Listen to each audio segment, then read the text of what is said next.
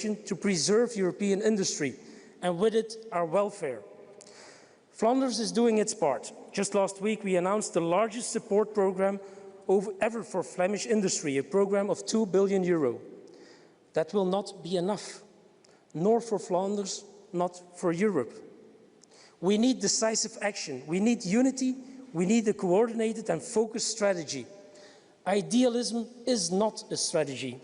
Hope is not a strategy. Making the right focused choices is. Taking concrete action is. Showing leadership is. Europeans are counting on us. Thank you.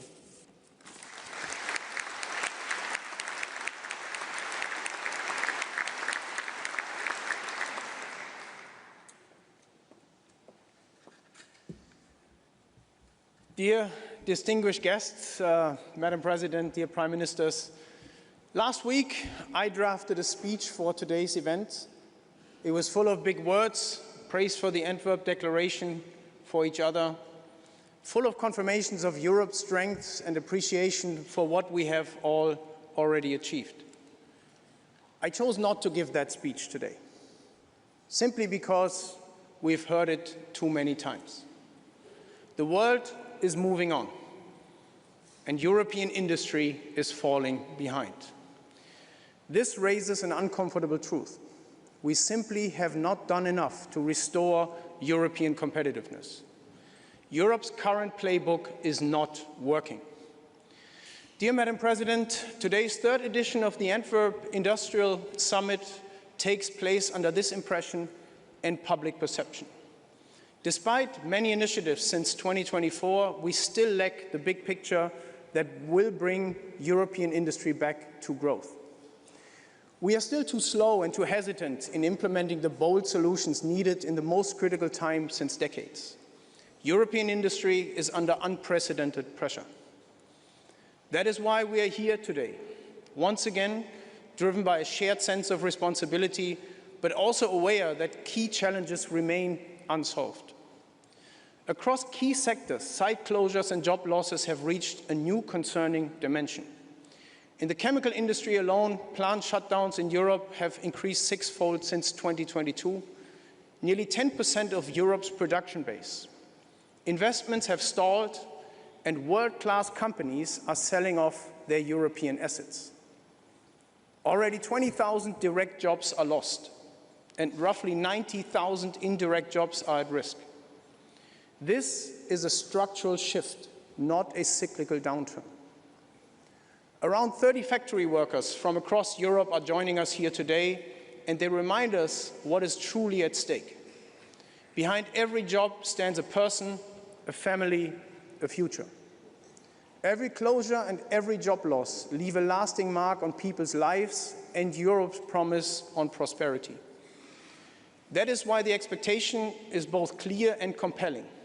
Europe needs ambitious and decisive actions, now. Not in a year, not in 1 month, but today.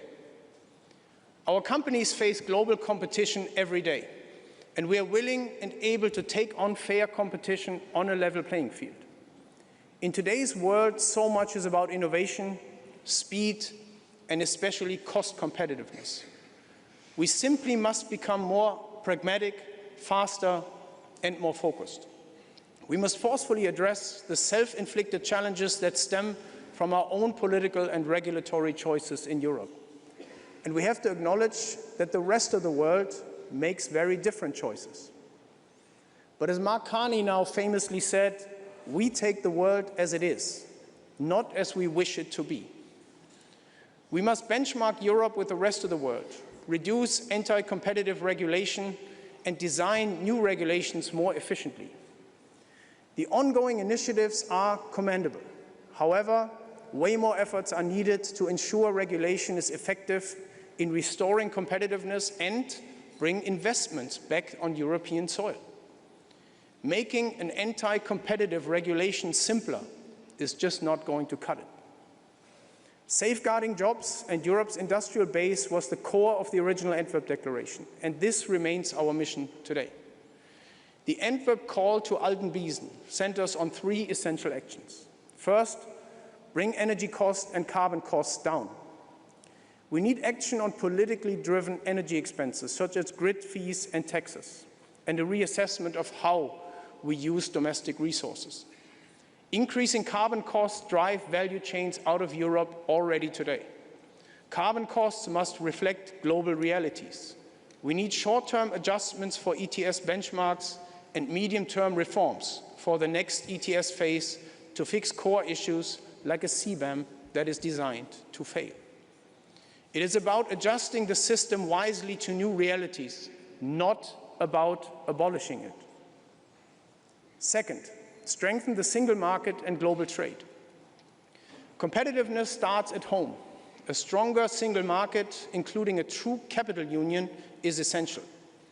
But Europe also depends on global partnerships and trade agreements that must be concluded and implemented swiftly. But one thing is equally clear. Free trade and fairness must go hand in hand. Where fairness is undermined, we must act precisely and just as decisively. Third, increase market pull for Europe for products made in Europe. Today, there is hardly any premium for products made in Europe or green products such as low-carbon, bio-based and circular products. The business case for a resilient Europe and the green transformation is often not given. Europe needs smart fiscal and market mechanisms that create predictable revenue streams and enable viable investments without sliding into protectionism disguised as resilience. We should rather incentivize the build-up of future-proof industries and make them competitive on a world scale. Madam President, our call today is simple and urgent. It's a call for bold actions in times of crisis.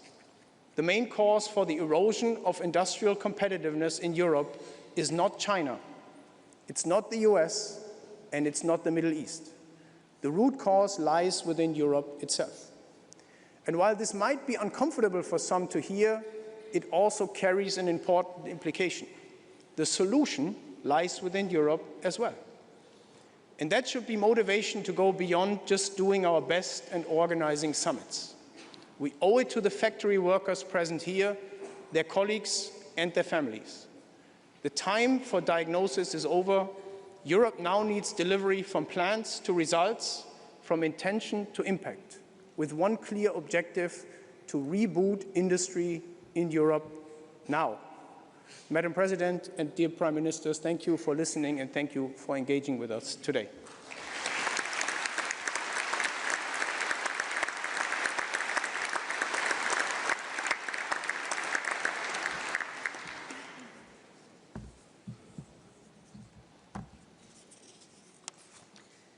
Thank you, first of all, Dr. Kadri and Dr. Kamit, Prime Minister De Wever, Prime Minister Skov. Happy to see you here. Chancellor Stocker, good to have you here. Minister President Diependale, ladies and gentlemen, it is good to be back with you for indeed the third time here at the European Industry Summit. Last year, at the beginning of the new mandate, I came to share our agenda. It is shaped indeed by the Draghi and Letta report. It is headlined by the Competitiveness Compass, which is the translation of the Draghi and Letta report into milestones. One core element is the Clean Industrial Deal, our joint plan for decarbonization and competitiveness. And the year since, we have rolled up our sleeves, and the results are starting to show. So let me begin with the good news. We more than doubled investments in industrial transitions from 52 billion euros in 2024 to 115 billion in 2025. We already made proposals to cut administrative costs for companies by 15 billion euros every year. We launched a 1.8 billion euro battery booster to scale up European battery manufacturing. We concluded new trade deals and approved 60 new projects for critical raw materials to ensure secure supply for European industry. These are just a few examples, and of course more has to be on its way and more is on its way. You demand real change faster, and Europe is changing but has to speed up further. So we must go faster. Because I know that, and you described it just, the global pressure on you is growing even more. We have all seen the news coming from here in Antwerp and elsewhere in Europe. And I must say, whenever I hear about an investment leaving Europe and about a factory at risk of closing, my first thought goes to the workers and the families who might lose a vital source of income. But I also think about what it means for Europe as a whole. Your industry is the industry of industries. The energy, the steel, the chemicals you produce underpin entire value chains. The technologies you develop are vital to Europe's independence. So together we must secure your future in our continent, and therefore again, thank you for the invitation. Europe has a lot to offer. We remain frontrunners in many areas of the clean transition. We have built world-class value chains in clean energy, pharmaceuticals, advanced manufacturing, and so much more. But competition is intensifying, and it is sometimes unfair competition. Indeed, we see massive subsidies, state-backed overcapacities, and market distortions. And this makes it increasingly difficult for European industry to compete on a level playing field. China now exports almost twice as much clean tech as we do. And this is not just a trade statistic. It is a signal of where industrial capacity is concentrating and how quickly global market positions can shift. So the urgency could not be greater.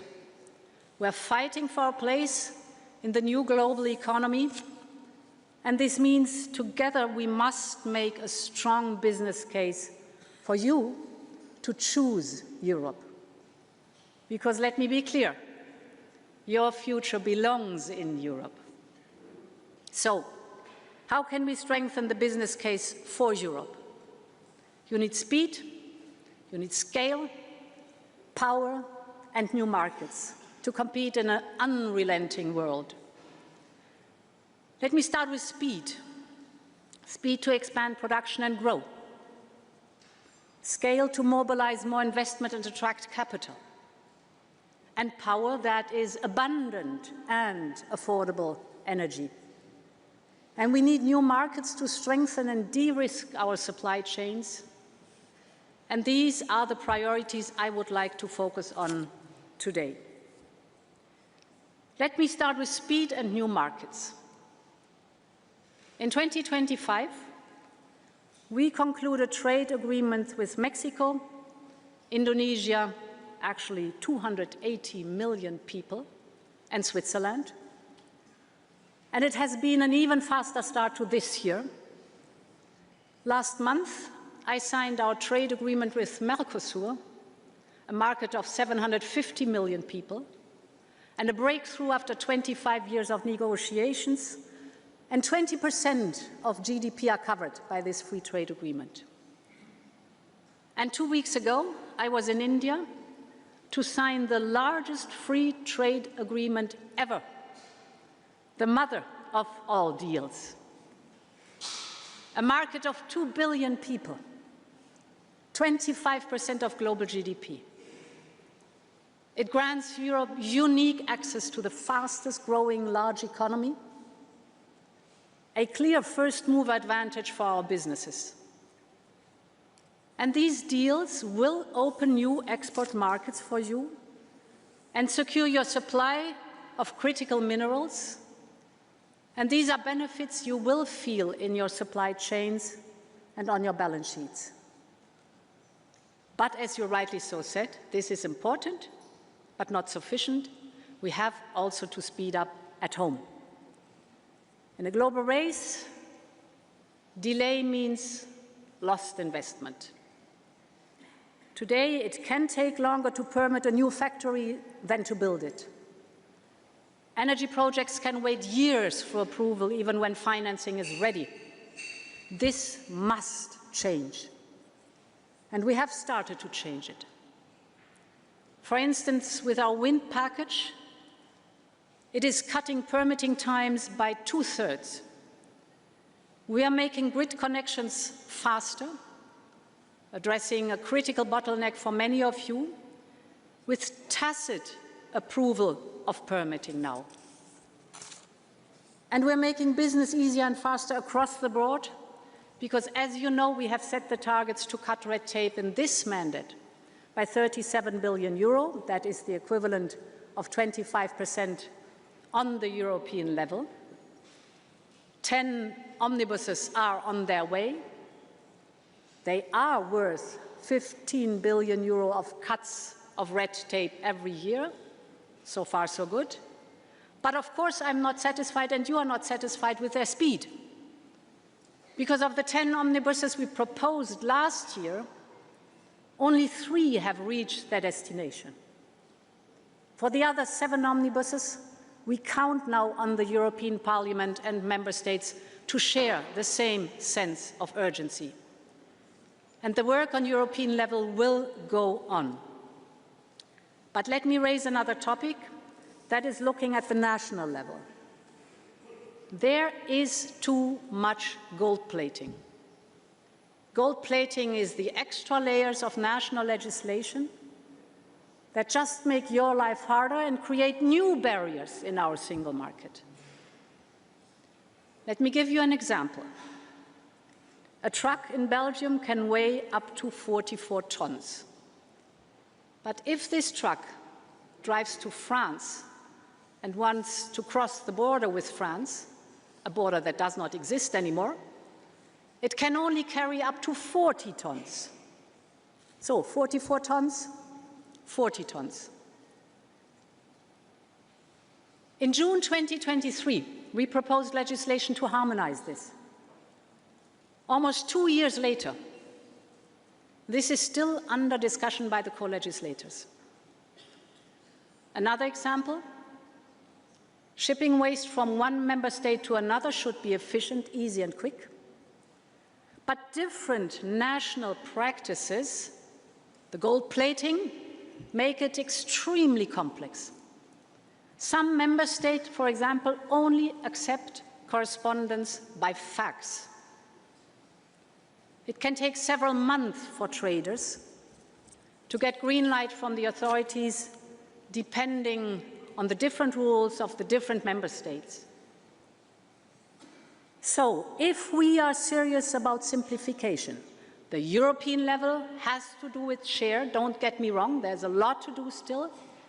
But we must also crack down on gold plating and fragmentation. In other words, it's time for deep regulatory house cleaning at all levels. And this is also true when it comes to the European single market, our greatest economic asset. Here we are leaving too much potential on the table. Barriers inside Europe hurt us more than tariffs from the outside. We must therefore complete the single market in Europe if we want Europe to stay competitive in a world of giants. And that's why we will propose next month the 28th regime. The aim is to create a new, truly European company structure. We call it EU Inc. It is a company structure that will have a single and simple set of rules that will apply seamlessly all over our union for all 27 member states, therefore the 28th regime, so that business can operate across member states much more easily. Our entrepreneurs will be able to register a company in any member state within 48 hours, fully online. EU Inc. will ease access to finance in the startup and scale-up phases. It will enable smooth cross-border operations, and it will allow rapid wind-down if a company fails. We hope not. So this is the speed we need, and this is Europe made easy. But as we simplify rules and speed up permitting, we must also accelerate the uptake of your clean products in Europe. Only a surge in demand will make a clear case for investment. And this is why creating lead markets is so important. And public procurement is a powerful lever. It amounts to 14% of our GDP. This is massive financial firepower controlled by European governments. But too often we see that our public buyers have to take the subsidized foreign products instead of the high-quality European alternatives. That is homegrown value that we are leaving on the table. This will be a central focus of the Industrial Accelerator Act that we are putting forward later this month. We will introduce specific EU content requirements for strategic sectors. This also includes low-carbon requirements in public procurement. And of course, this will be based on rigorous economic analysis, but it will create a stable demand for industries, and it will kick off a virtuous cycle of growth. So the aim is to let us direct more European money to our European industries. Ladies and gentlemen, this leads me to my second point about scaling up investment. You urgently need better access to low-cost capital. And the structural solution to this is to build a deep and liquid capital market. This is the essence of our proposal for our Savings and Investment Union. And the completion of the Savings and Investment Union can unleash up to 470 billion euros of investment.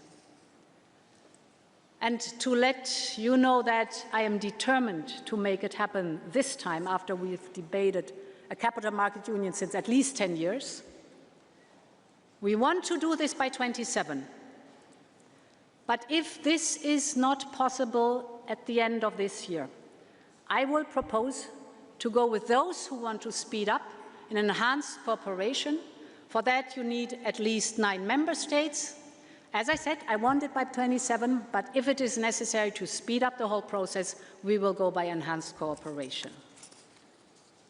But as global competition intensifies, investments are also vital to catalyze private money.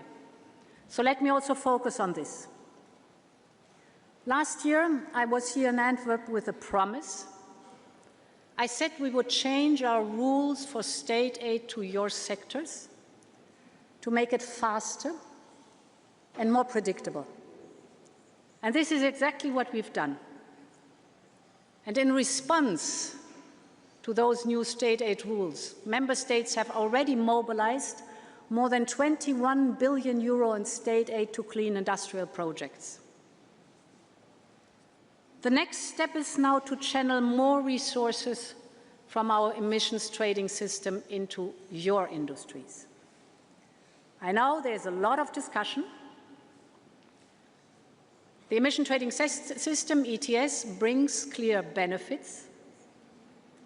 Since it was introduced in 2005, the emissions dropped by 39%, while the economy in sectors covered by ETS has grown by 71%. So this shows that decarbonization and competitiveness can go hand in hand. And revenues of ETS have been generated by over 260 billion euros since 2005. On the European level, 100% of these revenues were reinvested in industrial innovation. 100%. For example, the 100 billion euro Industrial Decarbonization Bank is a good example for that.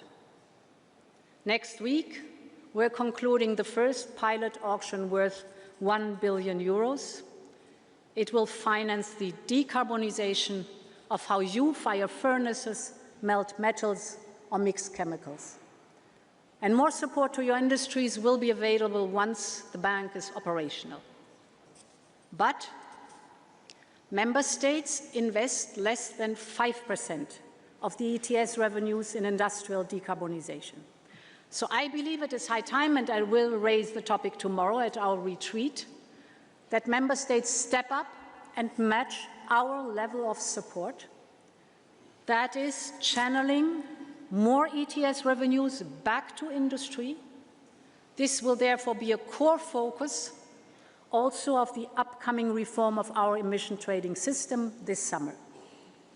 Because these resources come from the industry, and we've told you that we will always and have to reinvest it in the industry itself, where the money does come from. My third and final point is reliable, affordable energy.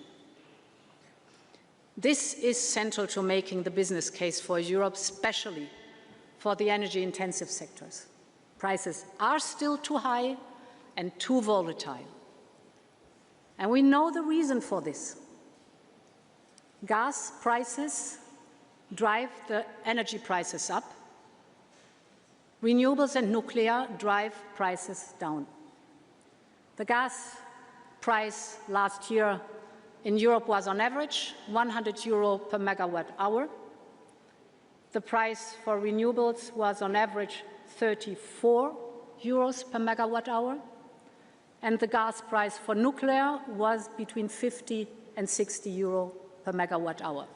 The data is telling. Of course, this is an average, so in different regions it's different. So the good news is we are well positioned to lower costs.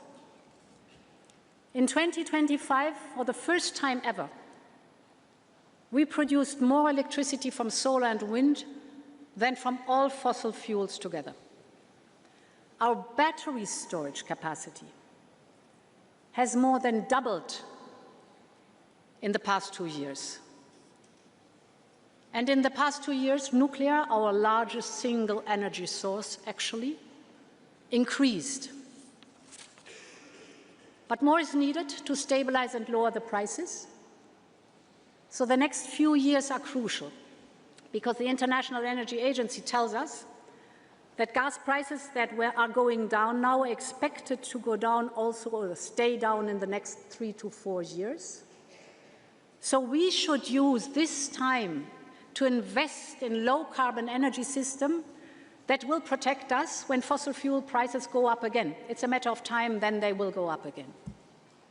For that, we need the infrastructure for true energy union, because price spikes in the one country could often be avoided if cheaper energy could flow across the border. And we have a blueprint to address this. This is the European grids package that is on the table, proposed by the Commission. As part of it, we are fast-tracking the construction of energy highways all across Europe. Let me give you one example. We started last month with an agreement on the Bornholm Energy Island. It will connect offshore wind from the Baltic Sea to the Danish and the German national grids. So it will transform the Baltic wind from a national resource into shared European power. So we will tackle all these bottlenecks one by one. And the goal is simple. Clean energy must flow freely all across our union so that cheap energy can flow where it is needed, when it is needed. In addition, we must drastically modernize our energy taxation. While energy costs are going down, national taxes on energy are going up, and the taxes that industry pays on electricity are 15 times higher than taxes on gas. This is just wrong. So we are working with the national governments to reduce the tax burden and bring prices down. Finally, we must make greater use of power purchase agreement and contracts for difference. We need them in all member states and not only for large companies, because locking in energy prices protects you from volatility and lets you plan for the long term. Ladies and gentlemen, let me conclude. We need everyone in our union to help move them forward. Our proposals are on the table. We need national governments, the European Parliament, the European Commission, all to play their part. We need you, the business and trade union leaders, to keep advocating for bold action, what you're doing today. This summit is about listening to your priorities and your proposals. And indeed, tomorrow, at the informal meeting of the European Council, I will discuss with leaders how to match the pace you need. It is time to further accelerate so that you can invest in your future right here in Europe. Thank you very much, and long live Europe.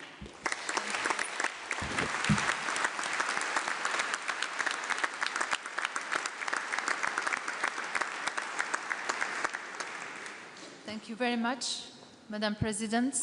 Prime Minister Schoof, the floor is yours. Thank you. Colleagues, ladies and gentlemen, it's an honor to address you today at this European Industry Summit. And excellent timing, by the way, just the day before the informal European Council tomorrow. And I think it's an excellent opportunity for us to listen to you, to your urgent priorities and demands that we can discuss tomorrow further. First of all, let me say that I believe that this summit is about so much more than competitiveness and our continent's industrial future. And the same is true, by the way, for tomorrow. Because our economy is about our security. Our economy is about our independence. And our economy is, of course, about the future of prosperity as well. The geopolitical fast lane we live in today must surely urge us to keep an open dialogue between the European industry and political leaders. Because only together we will be able to shape an economic framework that is sustainable and secure in today's geopolitical and geo-economic turbulence. In fact, there is so much to win. If we would make full use of our internal market and deepen our investment union, our GDP would grow by 7%. So let's fasten our seatbelts together and face the challenges ahead that, to me, should be the goal of this summit. With that in mind, I want to highlight 3 essentials today that are imperative for the Netherlands as one of Europe's most open, innovative economies, and make a plea to accelerate our efforts to reach these goals together. So, Ursula, I'm with you. Firstly, we need to make things as simple as possible and create an enabling environment within Europe in order to make the European industry future-proof and unlock its full and clean potential. We must tackle unjustified barriers, the so-called terrible 10, to create the right circumstances to increase the demand for clean products and solutions. For instance, we recognize that lead markets for green chemistry will need to be created to facilitate the feedstock transition. This is vital for our future competitiveness. This is also why the Netherlands is firmly represented in the European Critical Chemical Alliance, alongside many of the companies present today. And as I've discussed much more often with you, we must tackle high energy prices by investing more in interconnected cross-border energy grids and streamline permitting processes. We value what the upcoming Industry Accelerator Act and the Circular Economy Act is seeking to do, creating measures to stimulate clean demand in industrial sectors, for example, through labeling product standards. Secondly, Innovation in the energy transition is a key driver for economic growth. Competitiveness, economic security and decarbonization should go, therefore, hand in hand. We must swiftly stimulate the rollout of renewable energy and industrial decarbonization to create a sustainable and competitive future. And the Netherlands is well aware that consistent and predictable policies are essential for the long term. And we have to unlock private investment. That is why the MFF should be used to its full potential to unlock private capital, and we need to deepen our saving and investment union, making full use of the strategy prompted out by the Commission last year. Thirdly, Europe needs to become more independent for certainty and security. This means that we must continue to conclude and deepen free trade agreements that enhance our global competitiveness while ensuring robust, resilient supply chains. Access to finance is equally crucial, empowering our businesses to innovate and grow in an ever-evolving economic landscape. We also need an integrated European value chain strategy. For this critical raw material partnership with South Africa, Australia, Chile and Canada are indispensable in this endeavour. After all, strong and resilient supply chains are key to a competitive EU and an equal level playing field. For example, we cannot allow chemical byproducts to flood the European market, jeopardizing critical supply chains. We know that this is happening and we recognize the dangers to our strategic autonomy. Of course, all this requires close collaboration between governments, industry and relevant stakeholders. We must do this with Europe and remain open to third countries. This way, the EU remains the most attractive trading partner in the world. Together, we can work towards a prosperous, sustainable and competitive industrial future for Europe. Together, we keep Europe safe, secure and independent. Thank you.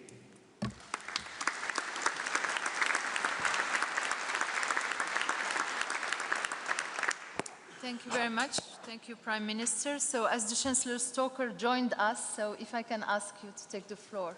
Welcome.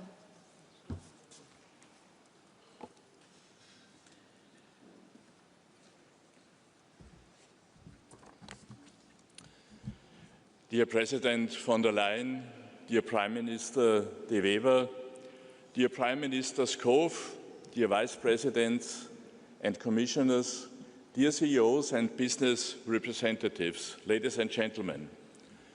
Let me start by thanking Bart De Wever for organizing this summit.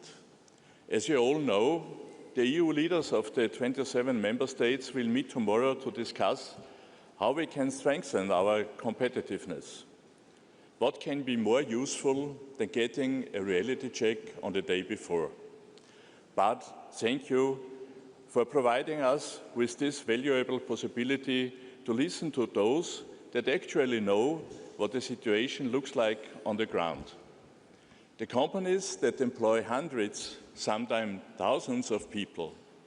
Those that know what the hard competition with China, the US and the rest of the world really means.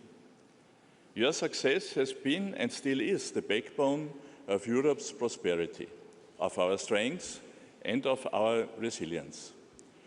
The European project has always been based on economic success. Safeguarding our strengths is therefore not only an economic question, it is also a deeply political task. If we don't protect our competitiveness, we will also fail at solving all the other challenges that we are faced with. Economic competitiveness has been my main task since I took office as the Federal Chancellor of Austria. When I started, Austria was in a deep recession and inflation was very high. Thanks to many domestic measures, we have been able to improve the situation. Today, Austria returned to economic growth and inflation has fallen to 2%. However, Austria is definitely still not where it should be. In order to get there, we need success on the European level. How to get there? I see 5 priorities. Priority number 1, energy costs must go down. This is Europe's most obvious competitive disadvantage. Wholesale prices for energy in Austria are today still more than double those of 5 years ago, even though we are capable of producing huge amounts of cheap, sustainable energy. Why? Because the market forces us to always pay the price for gas, which is much higher than that of all other forms of energy. This is not sustainable. This is not just a problem in Austria. I had a meeting with the prime ministers of Czechia and Slovakia yesterday in Bratislava, and we all agree nothing hurts us more than high energy prices. I see two options.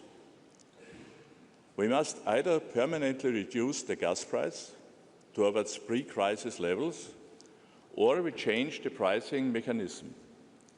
We should not be afraid to question the merit order system if it does not serve us any longer. Priority number 2, extend free allowances in the emission trade system. We can only afford the green transformation if our industrial base is strong. The ETS path until 2034 is too steep and too ambitious. If we do not change course, we will not make the world greener, we will only make Europe poorer. Also here I want to underline that this is not only my position. The prime ministers of Czechia and Slovakia have the exact same situation in their countries. Do not get me wrong. Climate change needs to be addressed and tackled.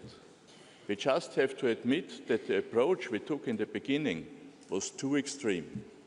Fortunately, the trend reversal has already begun, but more will be necessary. Priority number 3, complete the single market. The so-called 28 regime could facilitate access to domestic and capital markets for startups. This ambition of thinking outside the box is exactly what we need. We have to continue and intensify our efforts to reduce bureaucracy and work towards real deregulation on the EU level. Of course, many barriers exist at national level. As member states, we also have to do our homework. We must also remove unjustified territorial supply constraints. It is unacceptable that citizens in smaller countries pay more for the same products than citizens in larger countries. Finally, we must speed up our work to complete the savings and the investment union. It's crazy that every single year more than 330 billion euros of European capital are invested in the US. Imagine what it means for European innovation, entrepreneurship and jobs if that money stayed in Europe. When we should change this, if not now? Priority number 4, a commitment to European preference, not out of protectionism, but because European competitiveness and prosperity should be safeguarded. We are ready to put billions of euros into reconstruction of Ukraine as soon as lasting peace can be achieved, but we also have to ensure that it's European business that rebuild Europe. And finally, priority number 5, fair trade agreements. We need strategic trade agreements to help our markets grow and to supply our industry with the materials and input needed to succeed. I commend President von der Leyen, who has already made much progress in the last year, for instance, in Indonesia or in India. At the same time, we must stop unfair market practices by third countries. With that, I conclude my remarks and look forward to hearing your views. Thank you.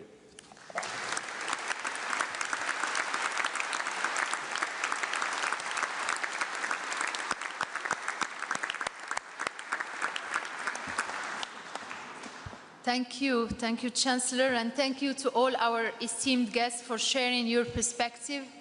As we now move on to the discussion under Chatham House rules, I kindly invite members of the press to leave the room.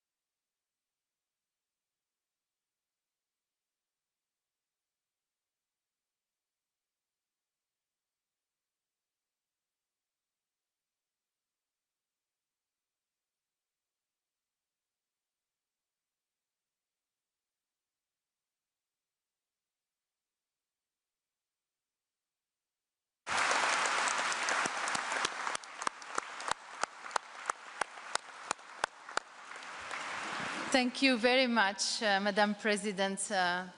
You will be always invited, I believe. So you already gave us you're okay to see you back and here. And I must say, I have witnessed 3 years in a row you come in, engage in, pursuing the conversation between two summits. Between you and me, I never thought EU presidents would use the word ETS benchmarks. Truly appreciate your focus and willingness to discuss. Thank you for your leadership and thank you again for being here. It's invaluable. One remark for the head of states. Your colleagues in the Member States Climate Change Committee will vote on these benchmarks already at the end of the month. So decide tomorrow to postpone this and then say you hope to welcome for next year. But having said that, we truly hope to have you next year with maybe more than 50% progress. You can count on our support and we know you cannot do it alone. And I think this is loud and clear. Madam President, if we have 600 attendees, it's because people do believe that Europe can make it. That's why we are here. And you are our hope. I know you will continue to engage in many different formats, including in this one, and we take good note of your willingness to meet again. This is why we had the honor to welcome prime ministers, chancellors, and I know President Macron and Chancellor Merz are joining us later today, and we will be loud and clear that they all need to step up. So by now, I would like to invite the Prime Minister of Belgium, Bart De Wever, for his closing remarks.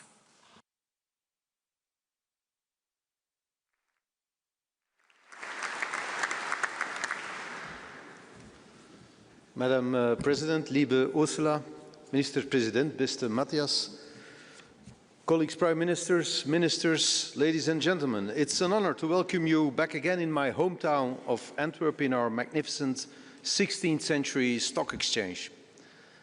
A year ago, I stood here only a few weeks into my mandate as Prime Minister, still wet behind the ears. And today, I'm a little bit less wet, but not less concerned. In recent weeks, I have had intensive discussions with many leaders of industry, many of them here present today among us. And frankly, those conversations were a cold shower. So again, I felt wet behind the ears. But at least I know I have to keep my powder dry. Last year, I said that Europe must never become an industrial museum. The birthplace of the Industrial Revolution cannot turn into a beautiful heritage park where visitors admire the prosperity of the past while the future is built elsewhere. The follow-up report to the Antwerp Declaration by Deloitte shows that 83% of the pillars meant to strengthen our competitiveness have seen no progress or even deterioration.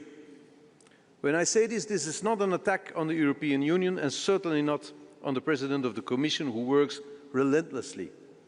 But reality, unfortunately, is what it is. A recent report commissioned by CEFIC on the chemical sector, the backbone of the European industry, presents a chilling list of closures and declining investments. Over the past 4 years, announced closures in the European chemical industry increased sixfold, representing a loss of almost 10% of the European chemical production capacity.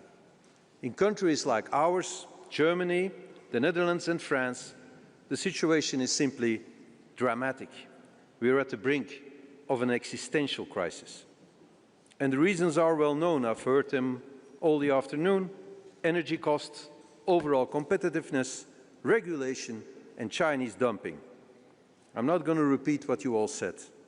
We all know we must change course, and we all know the direction. Yet it sometimes feels like we're standing on the bridge of the ship, staring at the horizon without being able to touch the helm. So today, this is a call to arms. Let us take responsibility. No one else will do it for us. The people in this room will determine the future of European prosperity. In my own country, I made 3 promises to my industry: lower energy costs, more competitive labor costs, and simpler rules. And we have reduced structural labor cost handicaps. We have introduced compensation mechanism for energy-intensive companies in which we used the new CSF instrument, and we have screened dozens of regulatory requirements. The Flemish region also, Matthias, has taken important steps freeing budgets to support industry and also making permitting faster, more predictable and legally robust, potentially cutting lead times for major projects and increasing legal certainty for investors. These are all good steps, but they are not miracle solutions. They are choices, and they show that progress is possible, but we know that the road remains very long. Ladies and gentlemen, if we want to talk about the future of our industry, we must first believe that our industry is the future. A year ago, I was not convinced that this belief was yet widely shared. Today, I'm a bit less skeptical about that, but the growing belief must translate now into urgent action. And we must start from what is feasible, not from what is desirable. Everybody agrees on what we want. The real question is what is workable in practice to get there. Pragmatism is not a compromise.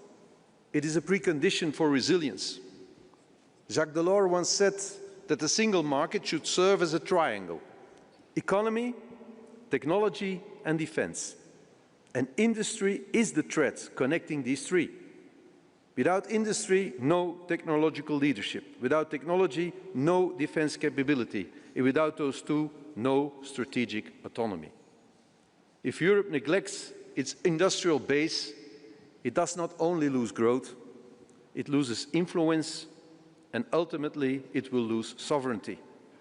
And so we require urgent action on three fronts. First, we need to give industry room to grow and not rules that hold it back.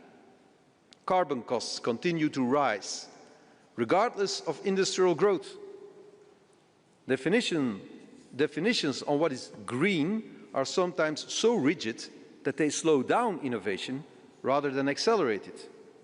We need technological neutrality, including for hydrogen, carbon capture, nuclear energy and other transition technologies. We should judge solutions by results, not by labels. On administrative simplification, cosmetic surgery will not be enough. We need shock therapy. That means measurable commitments. We must urgently accelerate the ambitious goal of reducing administrative burden on all businesses by 35% within this mandate, with fewer reporting obligations, faster permitting, and one-stop shops for strategic projects. In addition, we must review all legislative proposals to assess their impact on competitiveness. Freezing existing legislation or scaling back new regulation should not be a taboo. Much has been said about the Letta and Draghi reports. Yet, after 1 year, barely 1 in 10 of Draghi's recommendations has been implemented. And precisely in energy and digitalization, two decisive domains, progress has been the slowest. Meanwhile, the annual compendium of obstacles in the single market keeps getting thicker every year. So we seem to be finding or adding barriers faster than we remove them. Our labor productivity is already 20% lower than that of the United States. Today in the European Union, over twice as many people work on implementing and monitoring rules than on innovative research. 1.7% of our workforce is busy inventing the technology of the future to make our world more prosperous and more sustainable. In the meantime, 3.9% of our workforce is spending its days managing regulation. That is a horrific structural disadvantage we can simply not afford. We need an environment where our industry can move forward, not one where rules hold it back. Second front, where action is needed, we need partnerships that make us stronger, not dependencies that make us weaker. We do not want a Europe first, and certainly not a Europe alone. Personally, I prefer the slogan "Made with Europe" over the slogan "Made in Europe." Let us not copy another man's stupidity. Economic resilience does not mean isolation. It means strength to cooperation. We live in a world increasingly shaped by power politics. The United States and China both pursue industrial strategies built on scale, speed and state support. They think in terms of winning and losing. Europe has always believed in win-win. The economy is not a zero-sum game, and that should remain our strength. But we must ensure that we do not turn ourselves into the losers of somebody else's game. In energy, for instance, we should not replace one dependency with another. In energy supply, critical raw materials, semiconductors, batteries and defense equipment, we must diversify supply chains and secure reliable partners with whom we can trade on a level playing field. We cannot stand idly by while other countries, such as China, massively dump their goods on our market to the detriment of our businesses. We really cannot continue to respond to this by setting up working groups and calmly considering new rules. No, this requires a coherent, flexible and above all, decisive and assertive approach now. Industry today is also security policy. The war in Ukraine has reminded us that steel, chemicals, chips and energy are not abstract economical variables. They determine our capacity to defend ourselves. Many partners are eager to work with us. ASEAN countries, India, Canada, Australia, Mercosur, finally. We should move faster on trade agreements, and I thank the Commission President for all she's done for that. We should move faster on strategic partnerships, on supply chains, not out of ideology, but out of necessity. Third and final front. We want businesses to invest here, to build here, to expand here. But Europe accounts for barely 5% of global venture capital. The United States attracts roughly 10 times more. Too many of our scale-ups move abroad when they grow. We are already behind at the starting line. A true savings and investment union is essential for the long term, but in the short term, we must urgently accelerate our efforts to bring in and grow new, critical and strategic projects on European soil. The technological race is not a sprint, it is a hurdles race. So new players can catch up and leaders can stumble. Europe may be lagging, but we're still very much in the game. We must actively attract and scale strategic projects. Clean tech, defense manufacturing, advanced materials, AI, life sciences. Europe can still make itself indispensable to build and expand such industries worldwide. Certainly, if we can also make a leap forward in integrating the European market, there are still so many barriers for trading services and goods within the EU itself. If we want to combine our need for investments with the ambition to create an ecosystem for sustainable technological innovation and growth, we need to bring down obstacles and capitalize on every opportunity.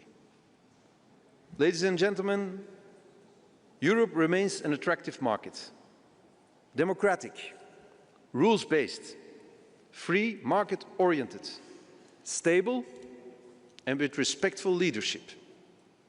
The rest of the world envies us, or a lot of the rest of the world still envies us for this, and also for our hundreds of millions of consumers and rich savings. And the rest of the world is surely watching us, some with goodwill, others with less benign intentions. If we want economic resilience, strategic strength and sustainable prosperity, a strong industrial base is indispensable. You are the key to prosperity. You are the key to power and influence to change the world for the better. And the momentum is now. With the next multi-annual financial framework ahead of us, we must set priorities. Europe must stop trying to do everything, everywhere, all at once. There's a clear trinity of top priorities: innovation, productivity, competitiveness. That is where our focus must be. If not, the decarbonization of Europe will become synonymous with its deindustrialization. and eventually with its poverty and its irrelevance. It's up to us. If we want Europe to matter in the world, our industry must matter first to us. I thank you.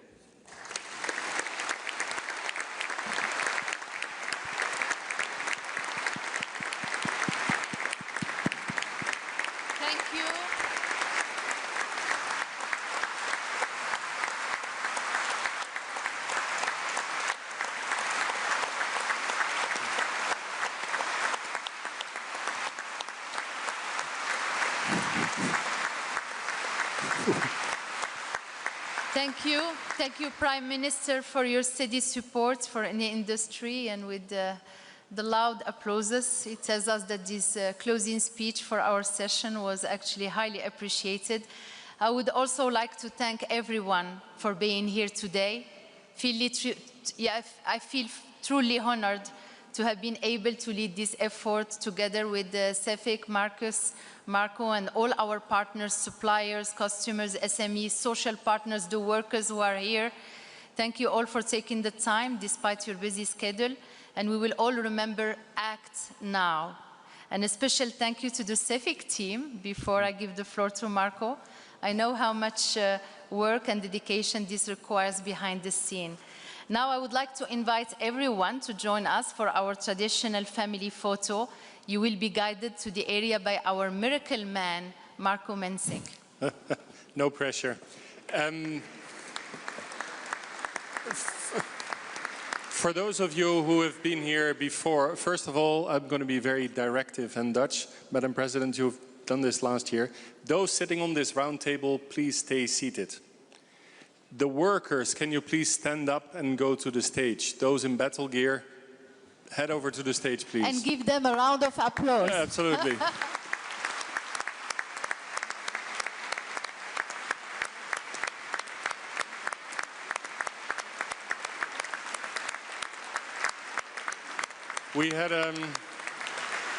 We sent them an email saying we have a strange meeting you might want to attend, and I can tell you it's been overwhelming.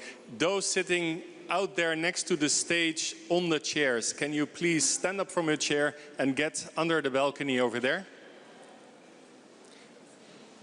With apologies, because we'll remove, and then I'll make it very, very simple. If you're sitting on those people here can stay, more or less. If you're sitting on a luxury black seat, right behind the speakers here, please go to the back of the stage.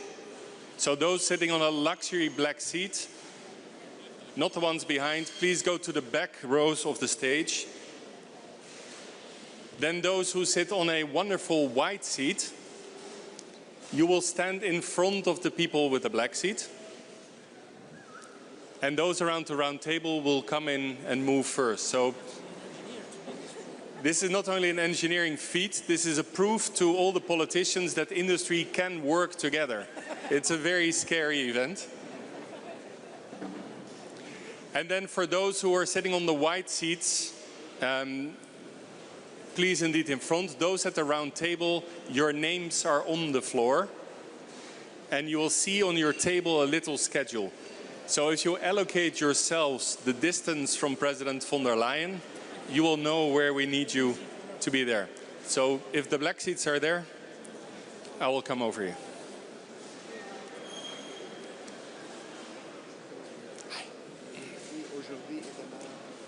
Are we good with the seats? Can I invite the round table to start moving to the front as well, please?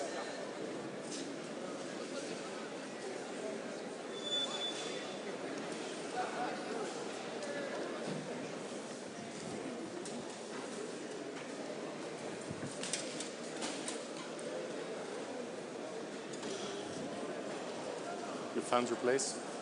I might find a place. You're here?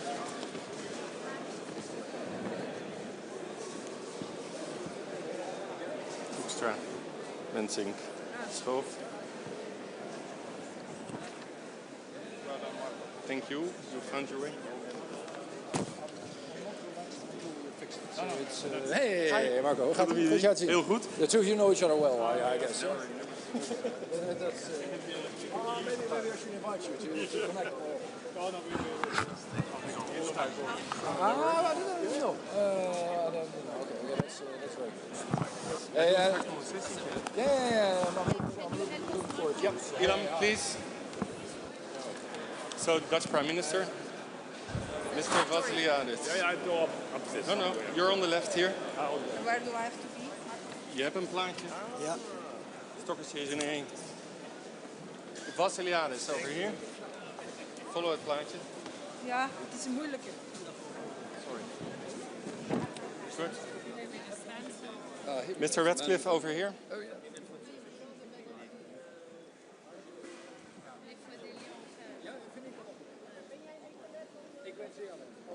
Where is this? Come it. There? So you're here? Yep. I can't find anything. Sorry. Then you come stand next to Mr. Hoekstra. The tall guys.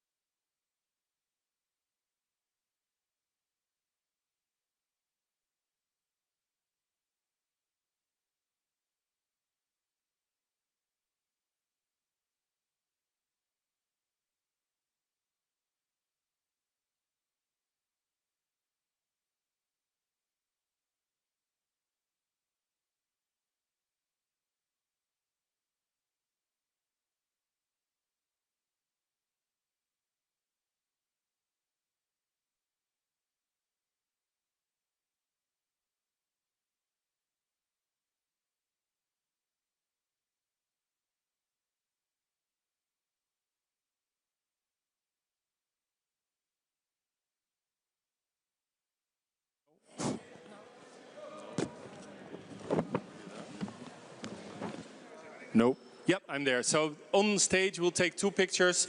The first picture, you look straight ahead. That's the simple one. The second picture, you look up to the balcony where there's a person waving over there. First up there. So look up to the waving guy and smile.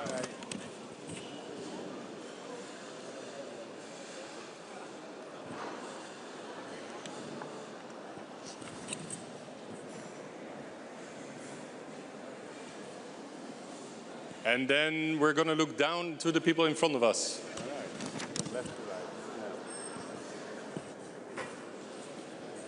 There's more cameras running in from the right.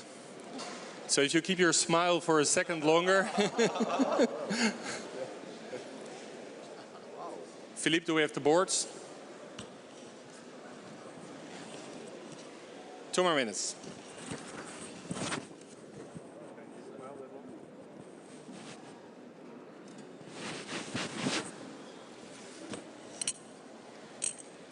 And then I'd like to ask you to stay on stage when the President leaves us, so we have a bit of room for President von der Leyen and the Prime Ministers to move out. Thank you very much for the picture, Madam President. Marcus? Thank you again. Thank you very much. It's a pleasure. Ilham?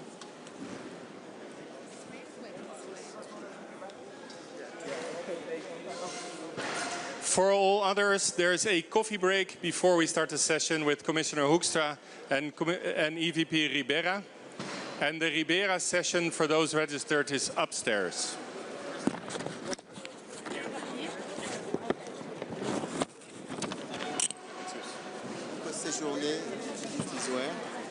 Séjourné is cancelled. Moesten wij die blijven voor de foto bij De Wever? Of, gaat niet meer lukken nu, want we gaan nog bij de uitgang doen. Dus als jullie meekomen naar de uitgang. Laat me even kijken. Nee, blijf maar even hier. Oké. Blijf maar even hier. No idea, sorry. Andere ambitionen, ja, die moesten waar. Mag ik u nog één ding vragen? De werkers zouden graag een foto met u willen hebben. De workers, de mensen met een battle gear. Ja. Is dat oké? Dank u wel. De beste speech van die van u. Dat was de meest compacte. Take a picture.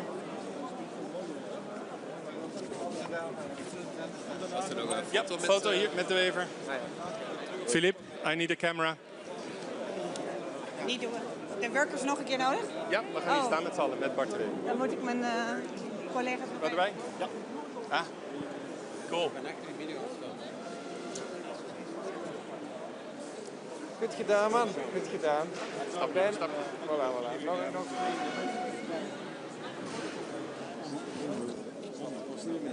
Ik ga meneer De Wever even vragen. Terug op het podium. Ga omhoog, want er blijven hier te veel mensen staan. Dan komt meneer De Wever daar. Yes, mag ik u uitnodigen? Ja, natuurlijk. Zij moet dat allemaal leveren. Ze heeft kwaai pappenheimers in haar club zitten. Hè? Ik snap dat wel, hè? Zowel in haar commissie als in haar... Ja, oké. Hey, ça va? Oké. Yep. Can we free up room for the cameras here, please? Mag ik u vragen om even uit de weg te gaan? Sorry, mag ik? Geen probleem. Guys, can you move out of the way? And we take a picture with Bart De Wever and the workers. Dank u, meneer Van Boksmeer. Go. Alles goed? We zijn halverwege. Ja, dat is allemaal mooi georganiseerd. Hij kan. Dat is niet morgen aan de bak. Ja, hij meent het. Super. Een dikke merci voor alle werkers uit Antwerpen. En dan gaan we nu aan de koffie.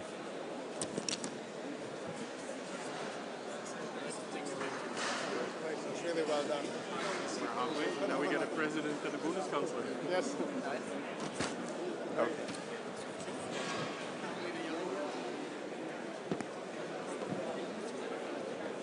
We've lost our Chancellor. Have you by chance seen him? No.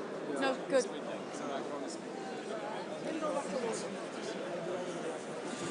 All right, great.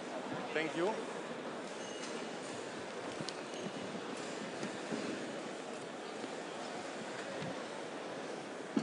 Do we need SEFIC team? Do we need SEFIC team, or we leave it like this, a bit chaotic? For the picture or to No, get pictures some are help? done. Do we need SEFIC team? No, they start building the stage. Yes.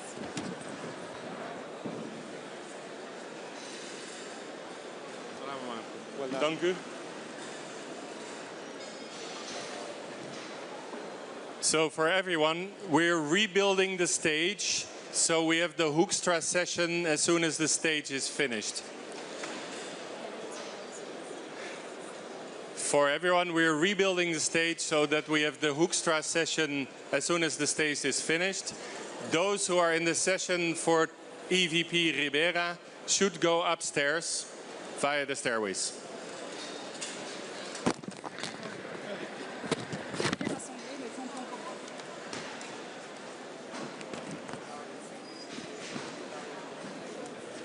Waar is een toilet? Dan beneden? Ja. Met de trappen.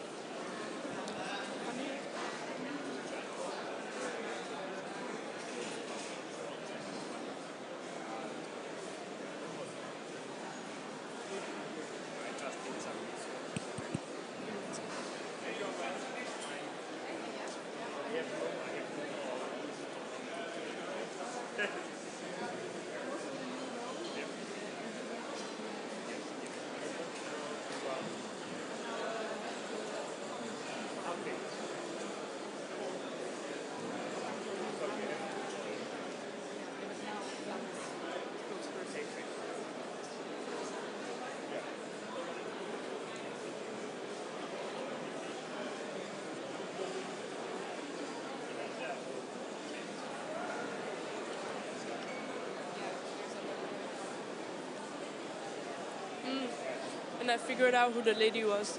She worked for von der Leyen. She's a part of her delegation. So. Yeah, but I mean, calm down. That's true. I think this is for the breakout sessions. Yeah, I think so. But they put me like in a breakout session, but I don't know what that is.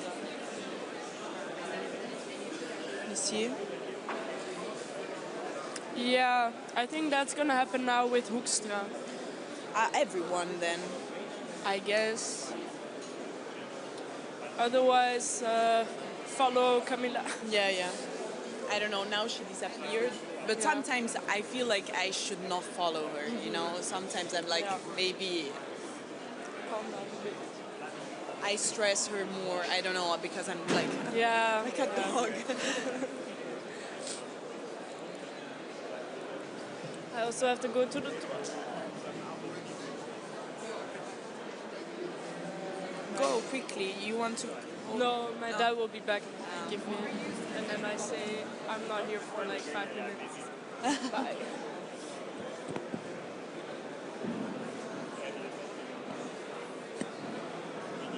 At the end, we should take a picture.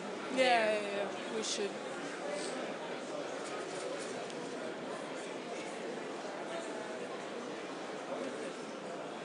I'm cold.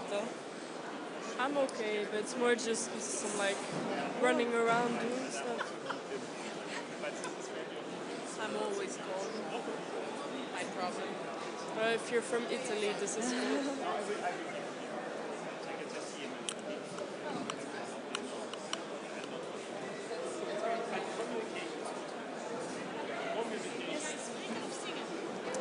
Dat zien we nog wel. Nou, ja, het staat nu uit. Ik ben bang dat als hij weer begint...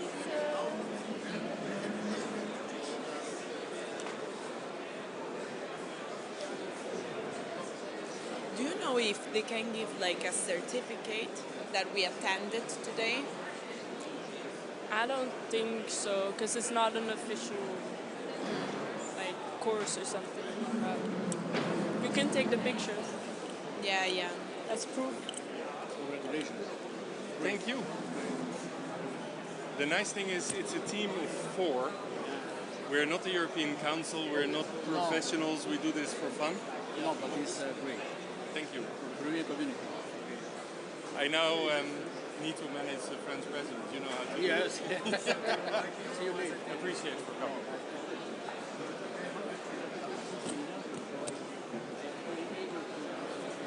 To see Europe more present in Europe.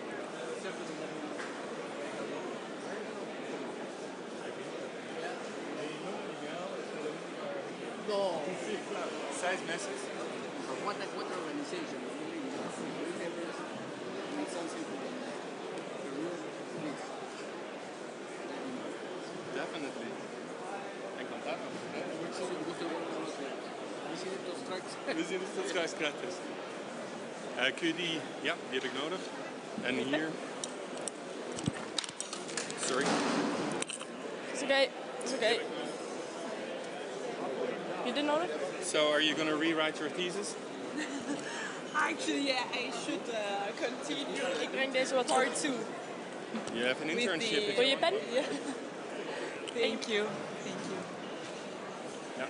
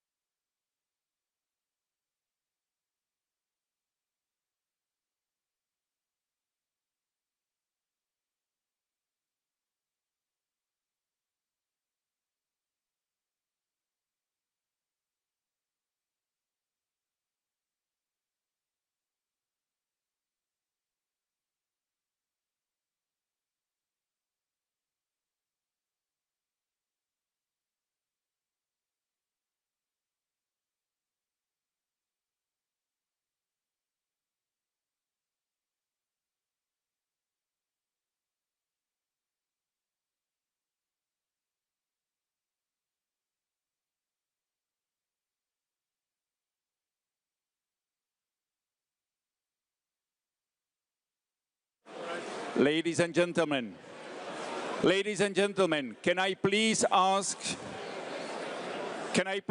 the persons for the Ribera session to go upstairs? And can I please ask the persons for the Hoekstra session to take a seat?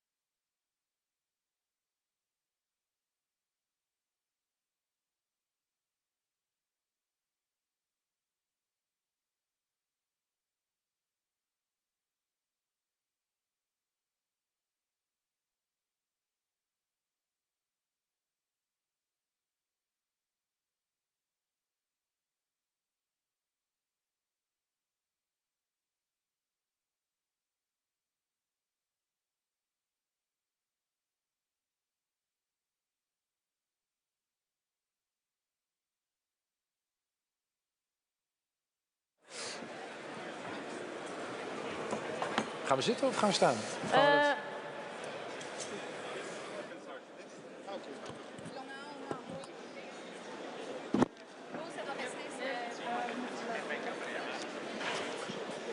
Can we have sound, please? Distinguished guests, ladies and gentlemen, we meet once again in the Antwerp Handelsbeurs. We are a bit tight for time, but we have a very important conversation here. Welcome to all of you. Commissioner Hoekstra, welcome. Thank you. It's great to meet again in arguably a very important week for Europe's competitiveness agenda. 2 years ago, Europe's industry came together to call for an industrial strategy. A year ago, almost to the day, you were here, the Commission President was here to launch the Clean Industrial Deal as a response to that call. Today, fast forward, context is rapidly evolving. We have a lot that's ongoing, many challenges that remain. Before we go to questions from the audience here, let's set the scene just a bit. Clean Industrial Deal is now 1 year in motion. Where do we stand? What have been some of the tangible impacts that industry here can see on the ground as a direct result of the CID? Do we have sound? Yeah, we do have sound. Well, first of all, ladies and gentlemen, dear friends, very good to see you. And I think I know, and I've met even more people in the audience than a year ago, which I think is testimony to the whole thing that we are trying to pull off. And that is making sure we truly do this together.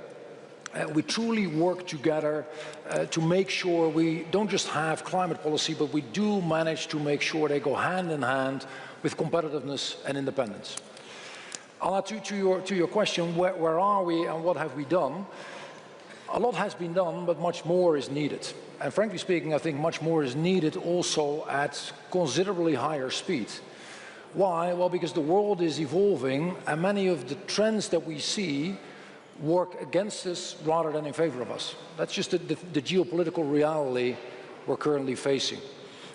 So of course I'm tempted to sum up many of the things that we did accomplish in terms of simplification, in terms of huge investments in clean tech and batteries, in terms of making sure we have investments ready for grids and we connect Europe much more going forward, in terms of creating lead markets, which for example we're doing in steel, in the domain of CBAM, which was a very lively conversation also last year. But again, the last thing I want to display here is any notion of complacency.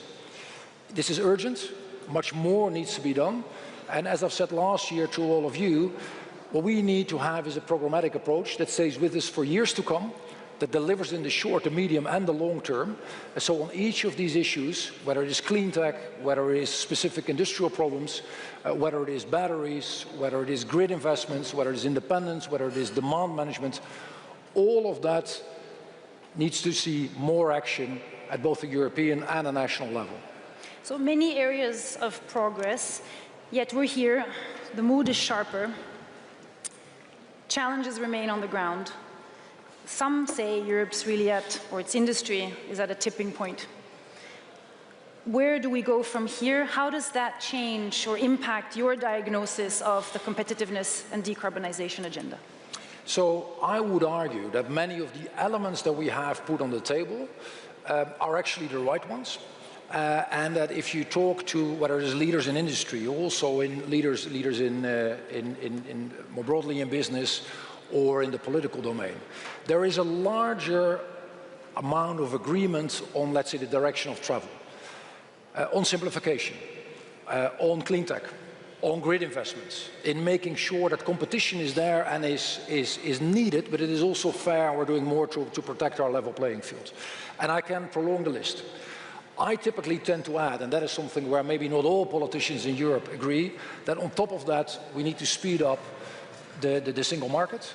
We need to do much more in delivering the capital markets union, and we need reforms at a member state level. And as a politician, I know that that is complicated, But we simply need to make sure we have more economic growth if we want to deliver on the whole set of priorities.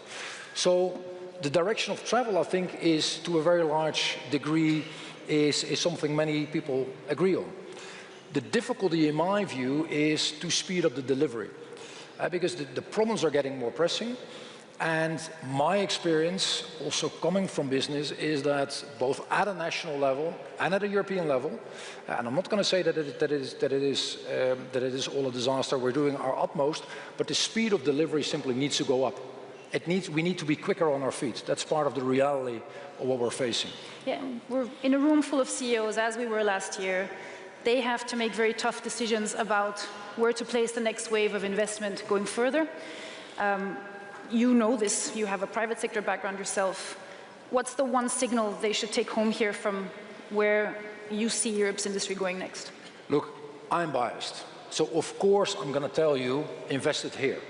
And if you're not convinced yet, then let's have that conversation. Let's talk about how we make that viable. But let's also be realistic, and that is something, of course, you need to decide on yourself, on the alternatives. Look at what is happening with our American friends. And look at what is happening with predictability. If you look at how certain sectors are being treated, how lawyers are being treated, how universities are being treated, how the central bank president is being treated. Is that really the predictability and the type of investment environment that most companies look for? Or let's look at China. And I know that the temptation is there as well. And I understand that diversifying is part of the answer. But are we really sure, with all that is going on geopolitically, a country with the assertiveness in the region, typically also on the top of problems for many European politicians and American politicians, all that is going on also in their different sectors, where they simply apply different rules for you when you operate there than we do when they operate here. Is that really the bet you want to make? I think we need to do more at home. I'm convinced that all the elements that I mentioned, from simplification, from deregulation, from investments, and that is going to cost quite a bit of public money, more is needed. But if I were to decide on investments, I would think again when I would be tempted for either China or the US. Right.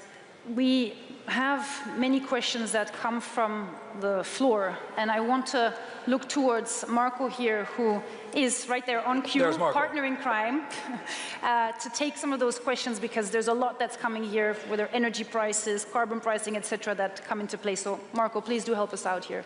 Definitely, and thank you again for joining us. It's been a pleasure. The first question I would like to hand over to the steel sector, to Geert van Poelvoorde. Thank you, Marcus. Good afternoon. Geert van Poelvoorde, ArcelorMittal. So, thank you, Commissioner. You have seen that yesterday we announced our first big investment in France for 1.3 billion euro. The reason why we had taken this step is that we are confident enough that the measures that have been taken by the Commission and in the several member states are good enough to have a business case for this investment. Now, there's one question I would like to ask you, and also thank you very much that you stayed strong in the FTA agreements with India for the steel sector. But one question on the CBAM. So there are still some very big loopholes where we are very concerned on, and you know, one of them is the resource shuffling and the risk we have there on circumvention. So now the Commission has proposed that there will be a reaction when they detect abuse. But for us it is not so clear, how are you going to follow this, how are you going to detect this, because circumvention and resource shuffling will happen, it's just a matter of time. So the payment of the CBAM is in 2027, in September, so there's a long time from now. So how are we going to monitor that and detect that and act when there is this circumvention? No, thank you, and also thanks very much for the hugely important investments you've been making. And if that is okay, and if Marco agrees, I am going to misuse the question to first say something else I think that is important for the sector, and then I come to CBAM. If you look at steel and what the Commission has done in the last year, I think that is exactly testimony to the type of dialogue we've had last year. Because then we have acknowledged, I think, together the dumping on the European market. The fact that if steel disappears from Europe, it's certainly not going to get cleaner. As a matter of fact, you're going to have another dependency in return. And by the way, you're going to lose jobs. So there we have intervened, I would say, quite assertively. And indeed, the result is that you are making investments. Yesterday, in my own home country, Tata Steel, the largest emitter of the country, asking us to stay the course, sending a letter to the Dutch Prime Minister to stay the course on ETS, because they want predictability, they want this system to work. Now, specifically on CBAM, which I think is a great addition to the ETS system, but let's also agree that the design as it was initially made needed improvements. We've made 4 improvements, which I think are all very important for European industry. First, and that was a direct result of this conversation, radical simplification of the design. I've taken 90% of companies out of the scope, while keeping 99% of emissions within scope. That's one. Secondly, making sure we help those who are exporting so that they don't face an unfair competitive disadvantage. Third, and that was something that many industries in Europe have asked for, scope. So not just look at the raw product, but also look at the proverbial washing machine. And the fourth element, and that's exactly what you are alluding to, let's make sure that we don't get fooled. And I think that's a very reasonable ask. So what we have now in the system is the ability to monitor and to check at a very granular level what is coming in. And if that doesn't satisfy us, we will immediately go to default values at a country level. Is that the end of the gaming? For sure not, because whatever rule we devise, there's always someone who's trying to game it. But please know that this is a hugely important step, and the moment you or anyone else feels that while we are trying to launch this design, others are seeking to fool it, then we're going to change it and we're going to beef it up to make sure this works, to do nothing else than create a level playing field. Thank you very much, and thank you for the question.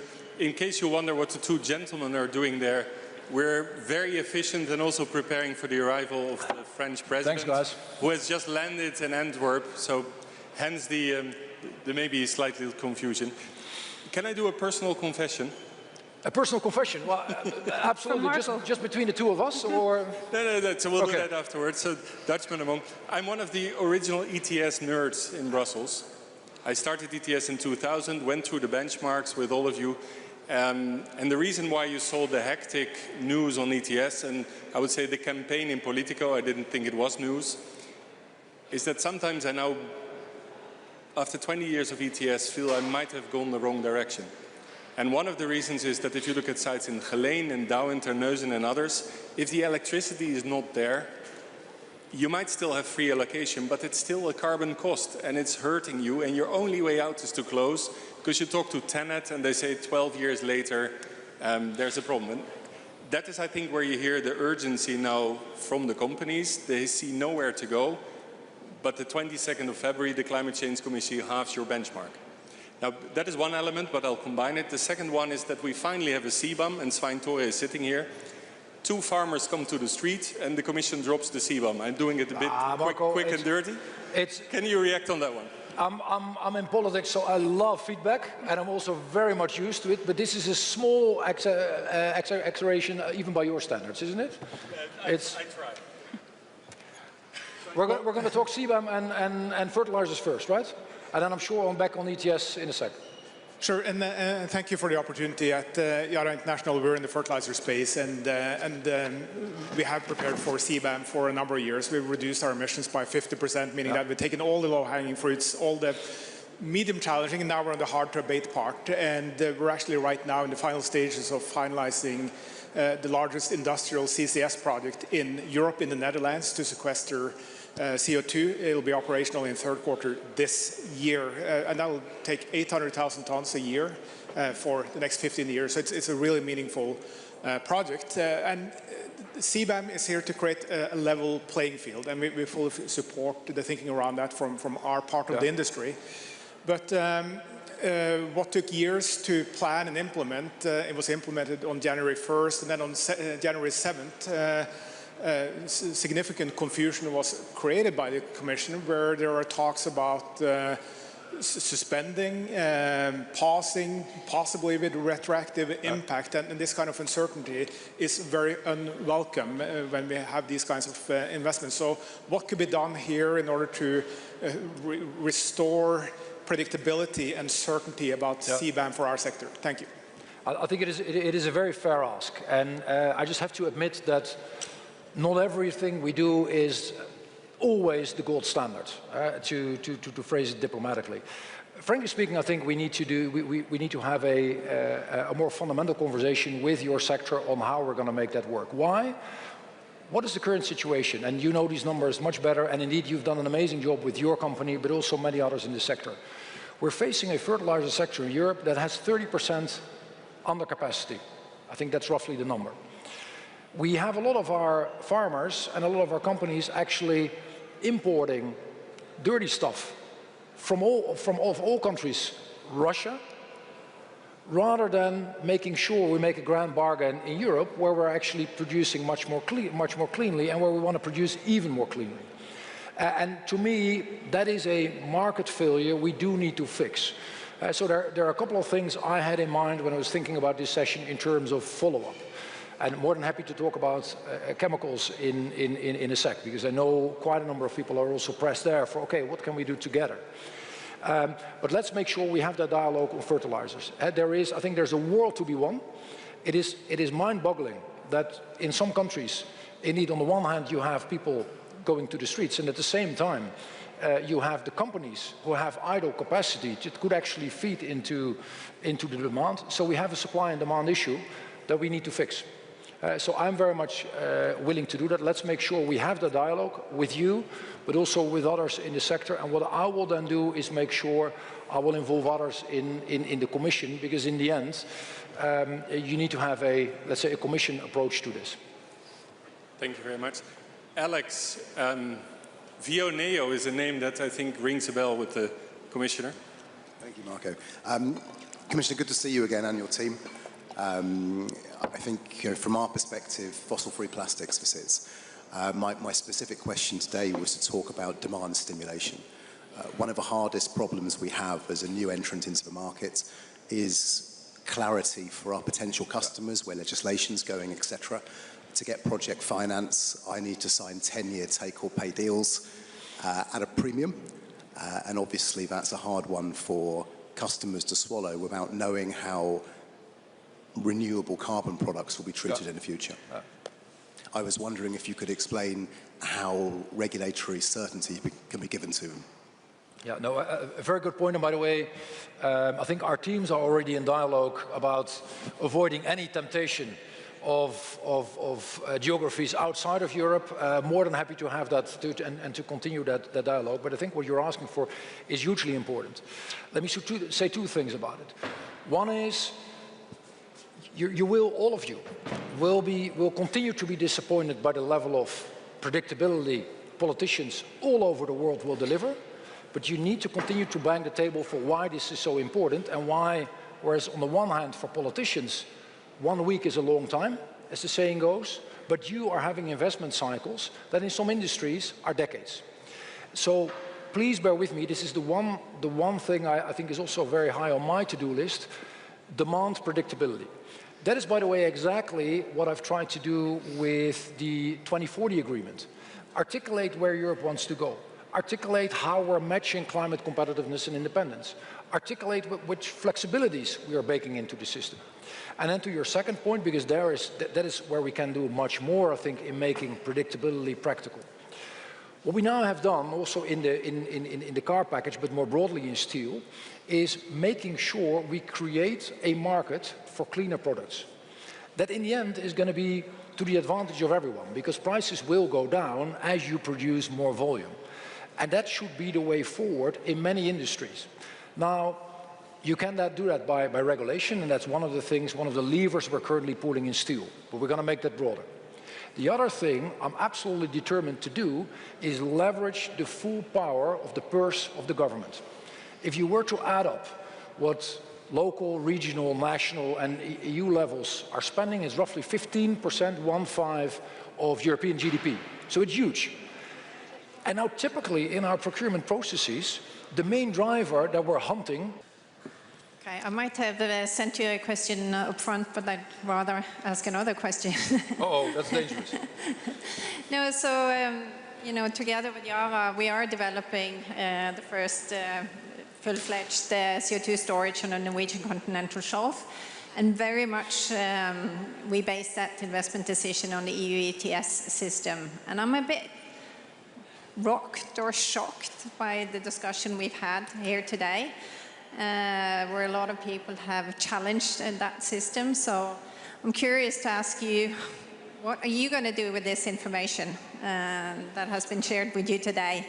And how can we anticipate a predictable EU ETS system going forward? Yeah.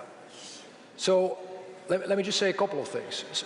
First, there's no perfect policy tool, but the ETS is precisely the type of market-based system that many in this audience and I myself would have argued for if it wouldn't be there. You would have argued for, could we make something that is market-based and that makes sense. And I think, I'm more than happy to have conversations on how we can make it better, but I think we do need to continue with it. It has, for many industries, and particularly for those who have invested, it has delivered remarkable results. Where is it not perfect? It is not perfect in part of the quid pro quo, because some companies have invested heavily. Others, and I said it with all empathy, others have basically enjoyed the free allowances but have done little with it.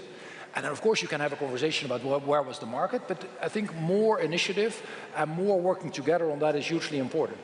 Second thing, and that is what President von der Leyen has said earlier today as well, part of this engine, the idea behind the engine was that the billions we have created, because we're talking over the course of the years, we're talking about roughly 250, 260 billion euros. It goes back to member states. And solidarity is baked into that system, so the less affluent member states get more than the richer ones. And the idea was that they would then invest that together with you in the clean transition. And if you then do the numbers, you will find that only a very small proportion of that money, less than 10%, is landing where the idea was it would land.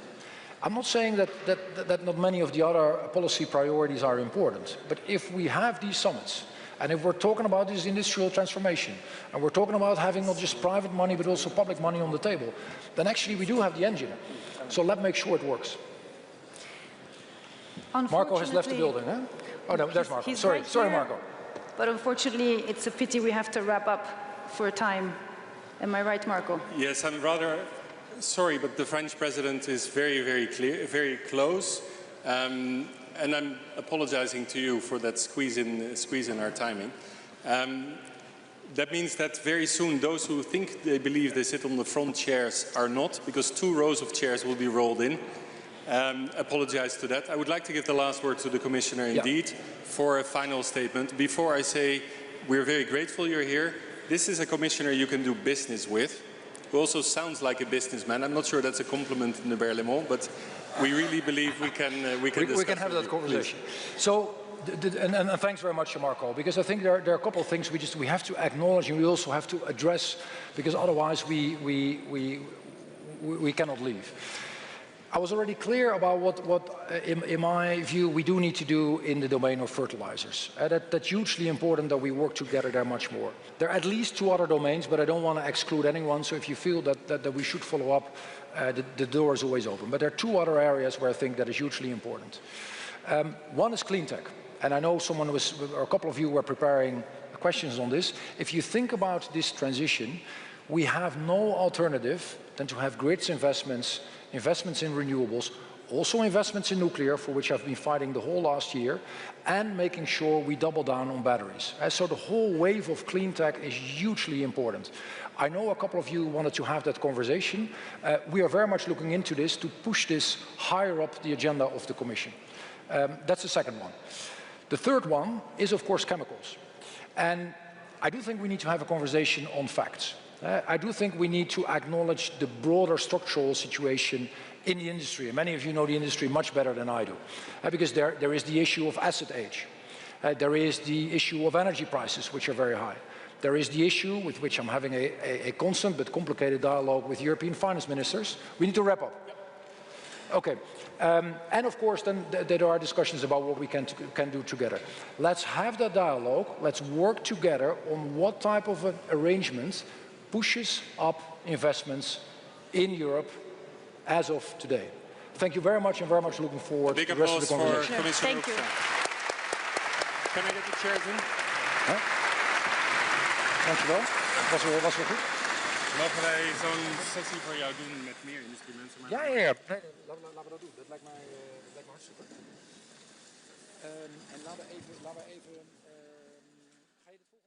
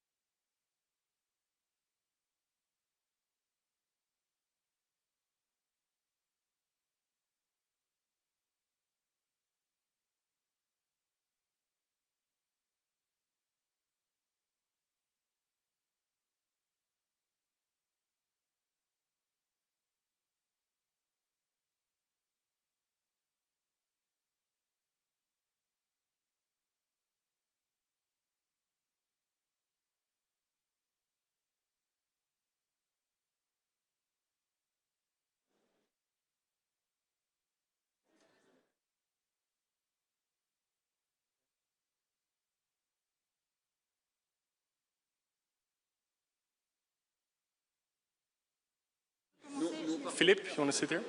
There's a few gentlemen who got an email yesterday saying you will be seated on the front rows. If you can take your seat indeed. Mr. Keren, Mr. Klarenval, Madam Itzma, Mr. Kamit is coming, Mr. Vasiliadis, Mr. Diebendale, Mr. Luzo, Mr. de Singli, Madame Smets, Mr. Michiels. Alfani. Ms. Alfani, perfect. If you can please get seated as soon as you can. Mr. Sejourné, your seat is here.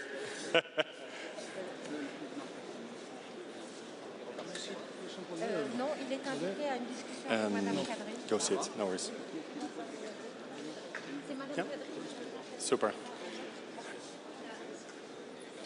Pak een stoel daar achter. Ja. Sorry, I don't speak. The second row is for the French delegation. Yes, so you can sit. Sorry.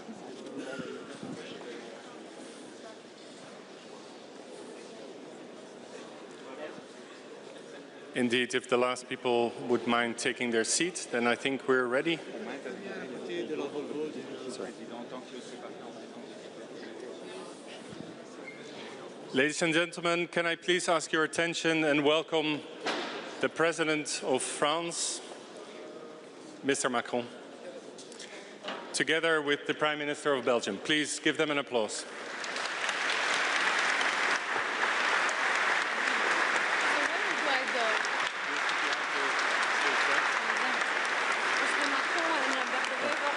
Yeah. Yes.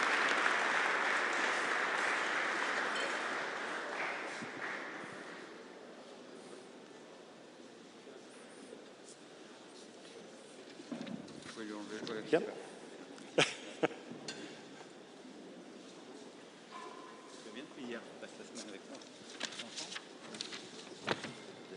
Please. Bonjour, messieurs, dames. Ilham, the floor is yours.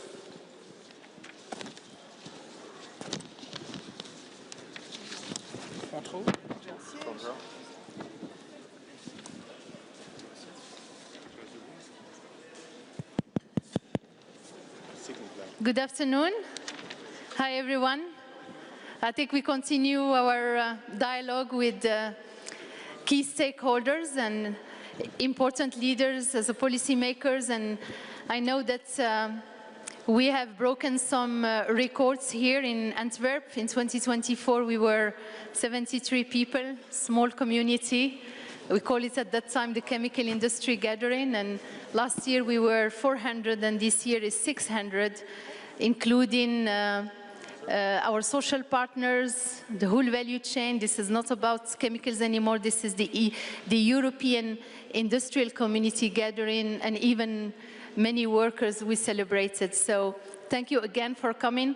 I have the honor to open another round of conversation and dialogue, and the best person to really welcome our special guest today is the Prime Minister De Wever. So please, Prime Minister, we are here in your hometown, which is just fabulous, in a beautiful Antwerp Stock Exchange building, a second year in a row. So thank you again for having us. The floor is yours. Thank you. Thank you.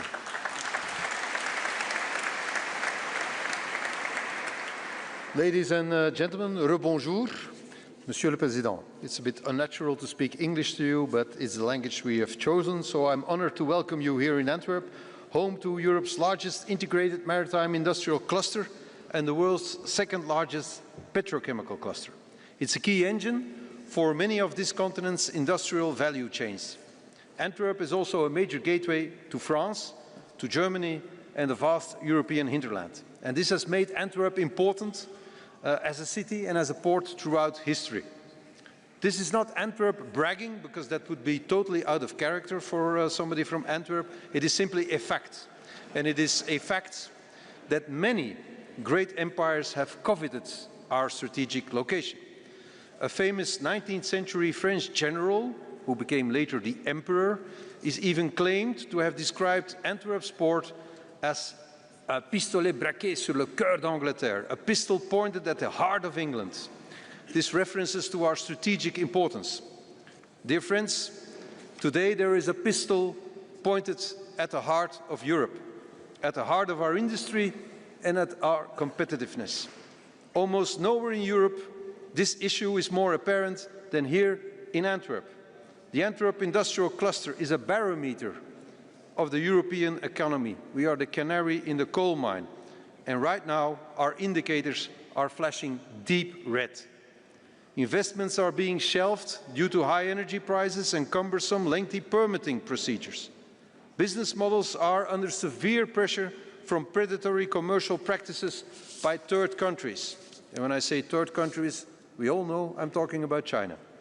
This is why the European industry has called for this convention, these États généraux, as they would have been called during the Ancien Régime, as a distress signal and as a clear appeal to Europe's decision makers.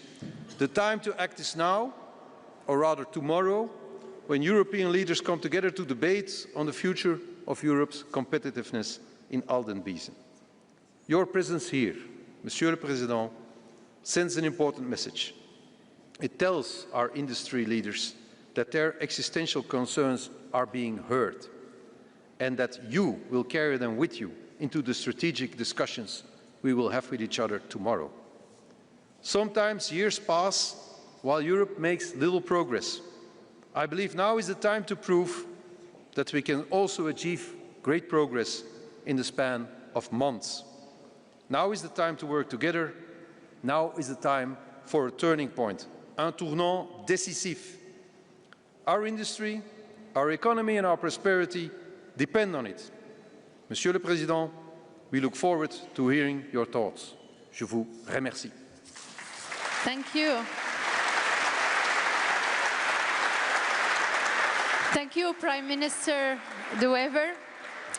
Monsieur le Président, first and foremost, welcome. Really happy and glad to welcome you as not only as a Belgium industrial leader, but as a French citizen. So we are very happy to have you. Welcome to our Antwerp community.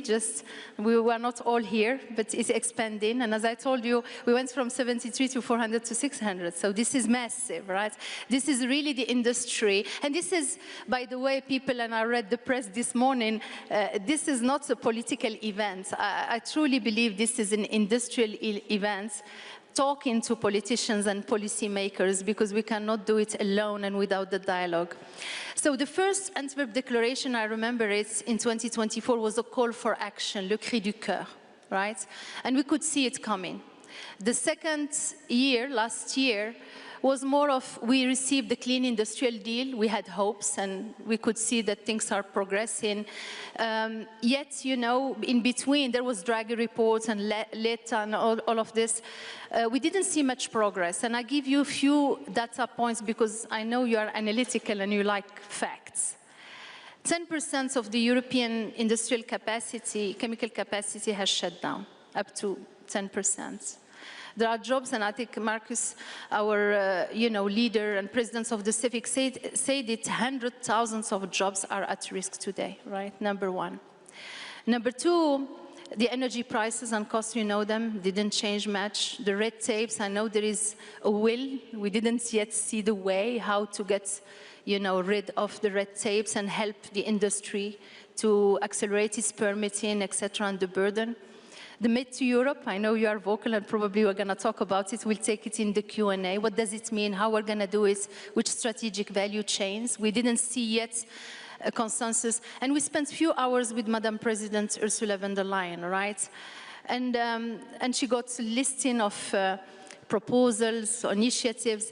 And I think what we heard as well, she cannot do it alone. She needs the parliaments and member states. And this is what is different in Antwerp today, is that we welcome you, right? We are welcoming Chancellor Merz after.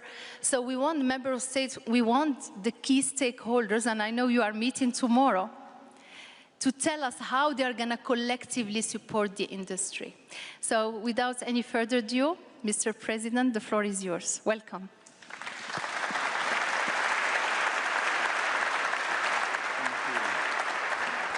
Merci, Monsieur le Premier ministre, cher Bart. Mr. Vice President of the Commission, members of Parliament, commissioners, distinguished leaders, ladies and gentlemen, thank you very much. Thank you very much, Mr. Prime Minister, for welcoming us, not just as a Prime Minister, but in the heart of your heart, if I may say. And you mentioned Napoleon, and you mentioned as well this États généraux, and in France we know that when we launch États généraux it could be a good signal, but even if you never know how it will finish. But at the end of the day we need them today. I think I will go straight to the point because you started your work with President von der Leyen and had a lot of exchange with our commissioners, and Chancellor of Austria and Prime Minister already expressed themselves. We know pretty much the situation in Europe, and both Draghi report and LETA report, I think, framed our common thought just after pandemic, and the necessity clearly to work very hard on our competitiveness. But I would say on top of that, we had a big acceleration of history.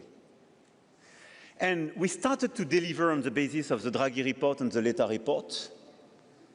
Sometimes it's too slow, as a few people say, but it's clearly the Commission, and probably President von der Leyen explained to you this morning that she started to launch a series of omnibus initiative with the Vice President and the Commissioner, but we need the Parliament, and it's still too slow if you refer to Draghi and LETA report. But on top of that, we had an acceleration of at least 3 factors. One, which was already on track for Draghi report, energy costs. You mentioned it. And in fact, cheap Russian energy stopped in 2022, and there is no way back. And this is the first point to be taken into consideration. And we didn't properly fix this issue till now. Second, we thought that China would remain a supermarket for us and for our exports. And this situation is over. 2025 is the first year during which Germany, which was the main exporter of Eurozone and the European economy, had a trade deficit with China. It never happened before. And it's clear that during the past 2 years, we were overwhelmed by the Chinese exports towards the European market. And this is a total reverse of our history. And the third point is that the United States, our ally, is also increasingly confrontational. And post-Draghi report, what happened? Tariffs. But not just tariff, a series of economic coercion mechanisms on pharma, on a lot of other topics, on Greenland, on the Board of Peace, a lot of threats, sector by sector. End of Russia as a permanent provider of low-cost energy. End of China as a main export market to make them our main competitor, and especially for car makers, especially for key sectors of our competitiveness. And third, having the US now putting tariff on our economy and coercion mechanism, this is a game changer. And this is why it's not just a transition. And none of this new factor will change on the short run. This is not a temporary shock. This is clearly a structural turning point. And we have several options. The first one is to wait, or to remain quite slow, to make incremental change, and to do what we've done during the past decades. The consequence of this option would be slow decline. The second one is to try to compromise with those who are trying to kill our economy, what I call the happy vassalization. I'm not even sure it will be happy. Another one is a wake-up, but with a clear acceleration, and we need a new scale and new speed in our approach in order to stop with the fragmentation, the weakening, and probably the humiliation of Europe. And this way forward, which is according to me the only one we could defend and advocate, is to make Europe an independent power. Not just being a single market, but an economic power, meaning protecting our producer, defending our producer, and deciding to protect as well our own markets, and building our strategic independence. If Europe wants to remain an industrial power, we must preserve your key sectors, obviously chemistry, which is the industry of the industry, but all the sectors you gathered in this room, in this booth, and because if we lose our capacity to produce critical molecules, these key elements of our economy, we will totally lose our capacity to have our own defense capabilities, our pharmaceutical supply, our agriculture, or to deliver our own green transition.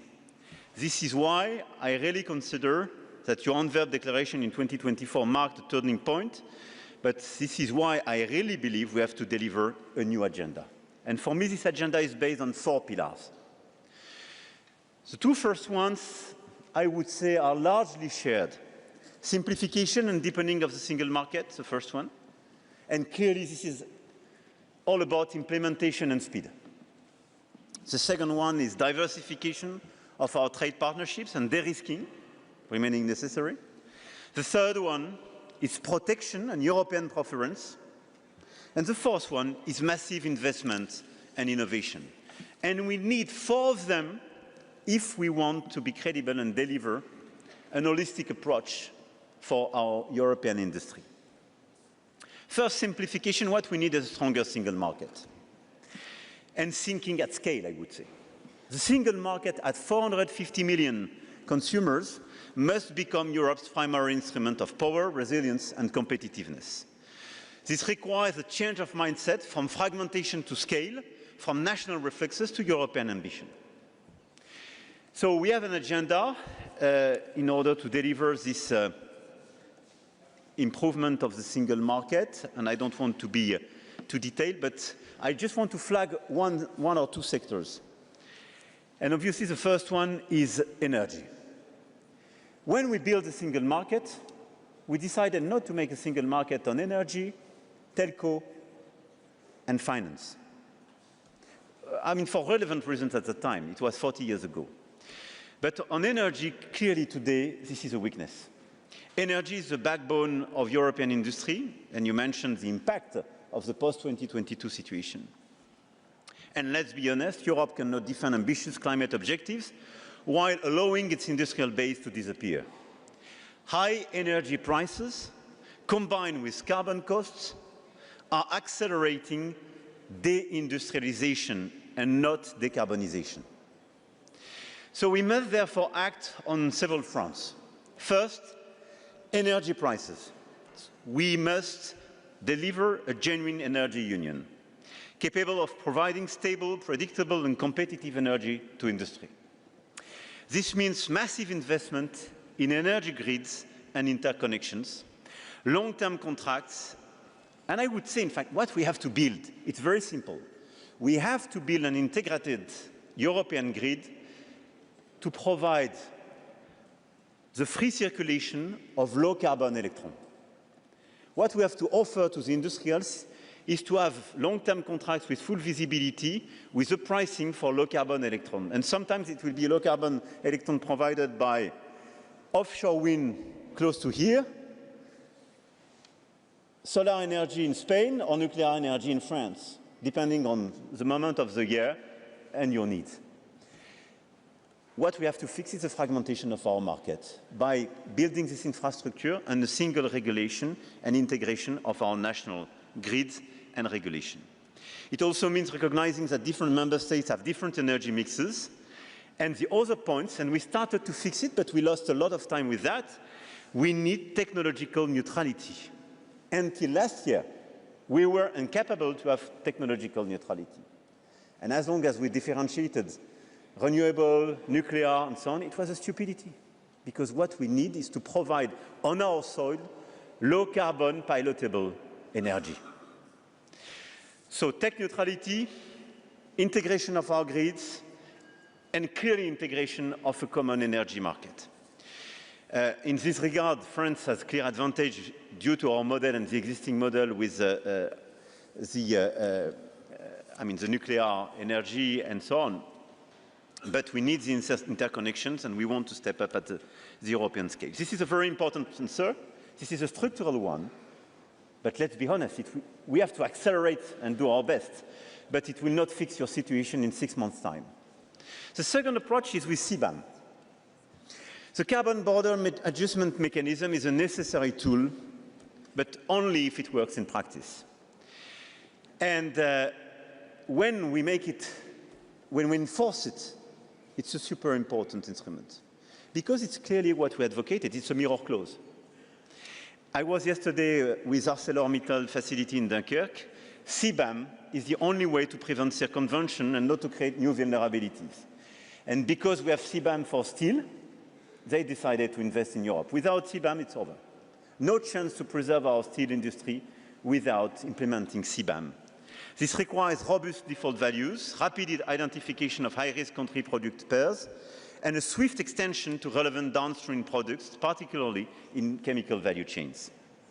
So decarbonization must become a driver of competitiveness, not a vector of industrial decline, and it's extremely important.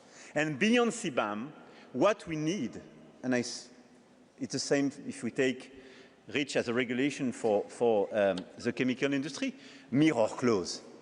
As long as we put additional regulation to our industries, we have to be sure that we reflect them and mirror them to the non-European industries. Otherwise, we have to kill our regulation to our own players, because it's just meaning that our over-regulation, our decarbonization strategy is the killer for our industry. I want to insist on one point in this regard, predictability. And this is absolutely key for our industrial partners. You need stable and predictable regulation. Shall we look at the emissions trading system mechanism? It must support decarbonization in the long run, but without undermining competitiveness, with predictability. Carbon leakage must be avoided at all costs. And for energy-intensive industries such as chemistry, uncertainty is as damaging as high prices. So providing visibility and predictability is key. On simplification, I said it many times, now Europe must deliver quickly and credibly. We have 10 omnibus packages. They have to be clearly implemented in the current year.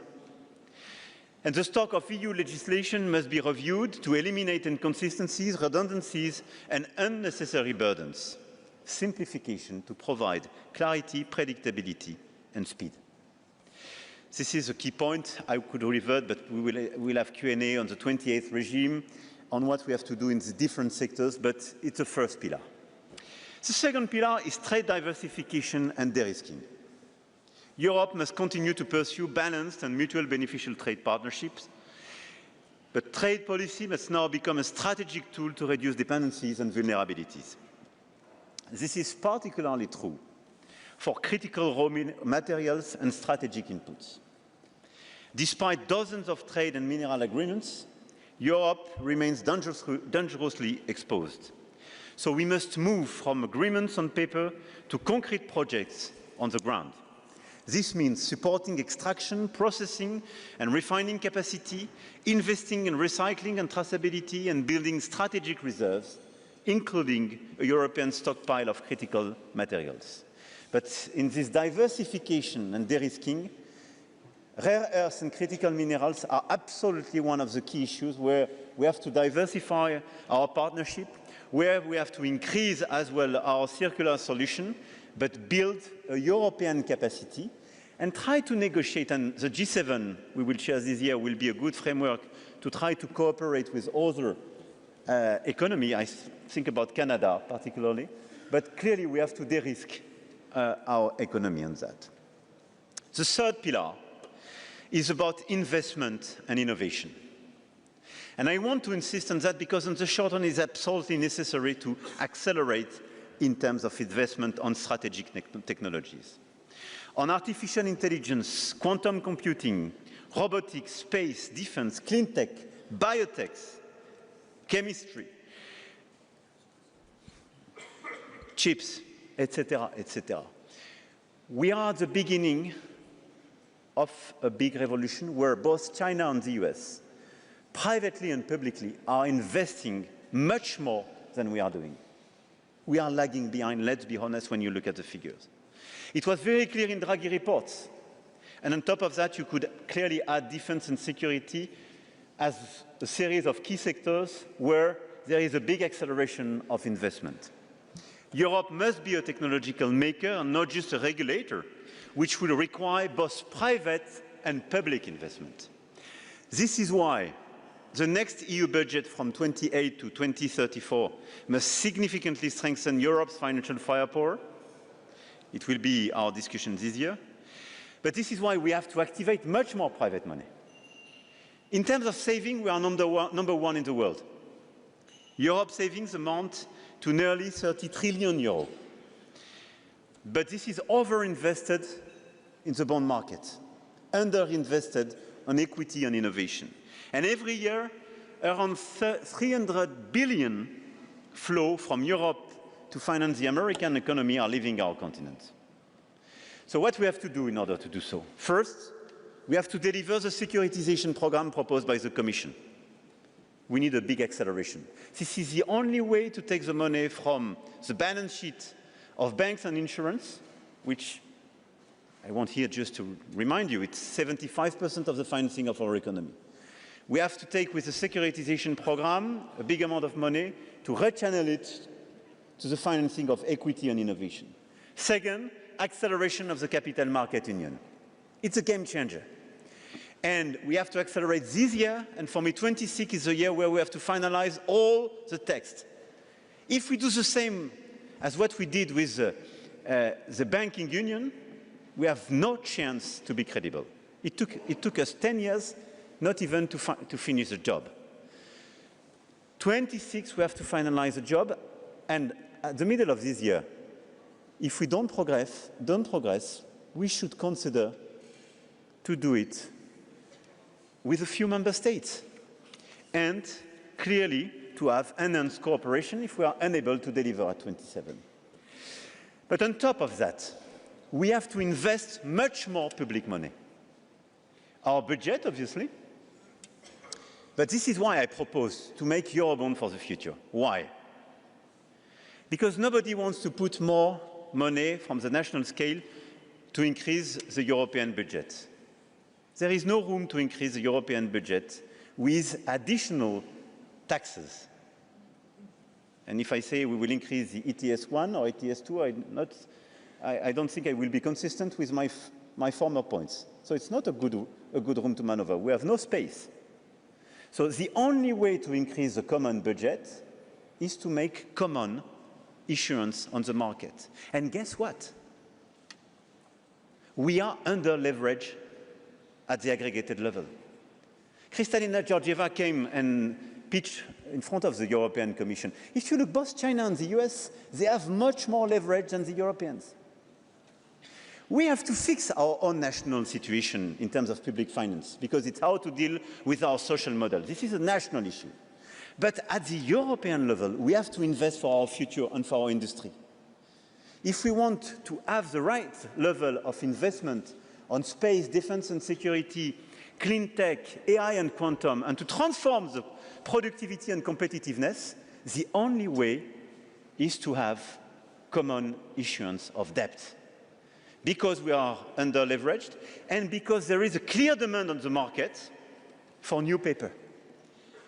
All the big pockets of this world want to diversify their portfolio from the dollar. And they are looking for safe and liquid assets.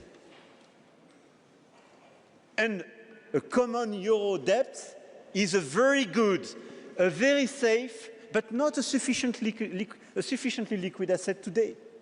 So we have to remember progressively the several issues we made in the past few years, ESM, safe programs, what we did during the COVID time with the first emission. So we need a European treasury to have just one common basket for this emission and more depth and more consistency. But we have clearly the ability to issue common debt to finance this common investment. It's not financing the past mistakes, but it's financing our future. Why? Because if we are not able to be in the race with the US and China in the coming 5 years, we have no chance to deliver our agenda. My last point is about protection and European preference. And I know that when a French guy says protection, some people want to hear protectionism.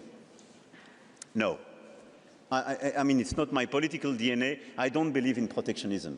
But I don't believe in such a naive continent where we are the only one in this world not to protect the local producers.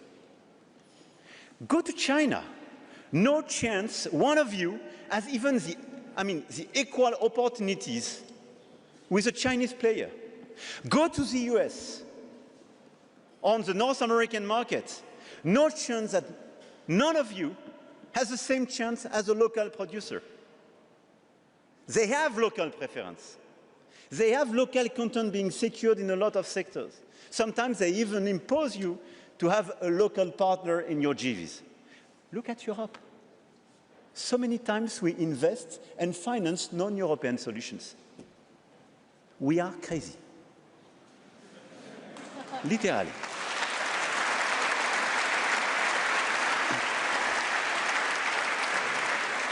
So we started to react, and this is why when the Commission started these inquiries on EVs, it was normal. It was just restoring level playing field. It was not a protectionist approach. It was just to say, it's clear that some of these EV producers are over-subsidized. It was not a tariff across the board, but just to say, we will restore level playing field. It worked. Look at the figures. It decreased right after, because it was unfair. But it's not sufficient. We started to do some protections with this, clearly, this first action of the Commissions, with these inquiries on EVs, with the safeguard clause on steel, with the recent guidelines on the automotive sector. But we have a big issue today. We are too slow. A lot of you probably ask for inquiries in order to trigger safeguard measures. But it takes sometimes 18 months to 24 months to the Commission.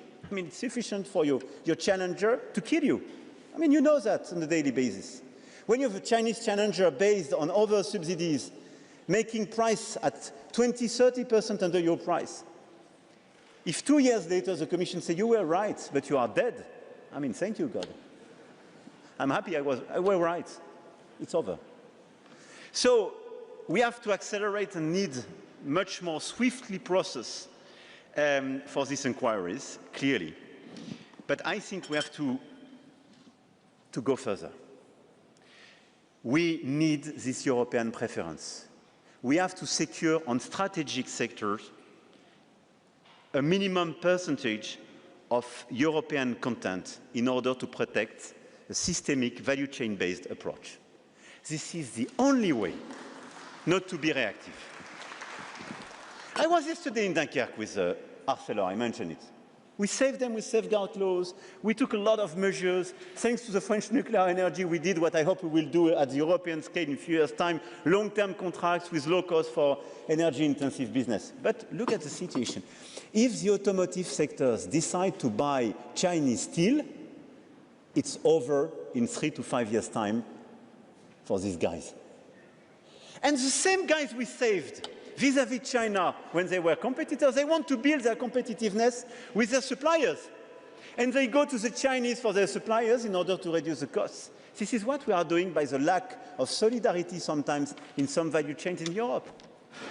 So let's be honest, if you want to preserve jobs in this continent, if you want to preserve our social models, if you want to speak about semiconductors, chemical industry, etc., we have to preserve and define,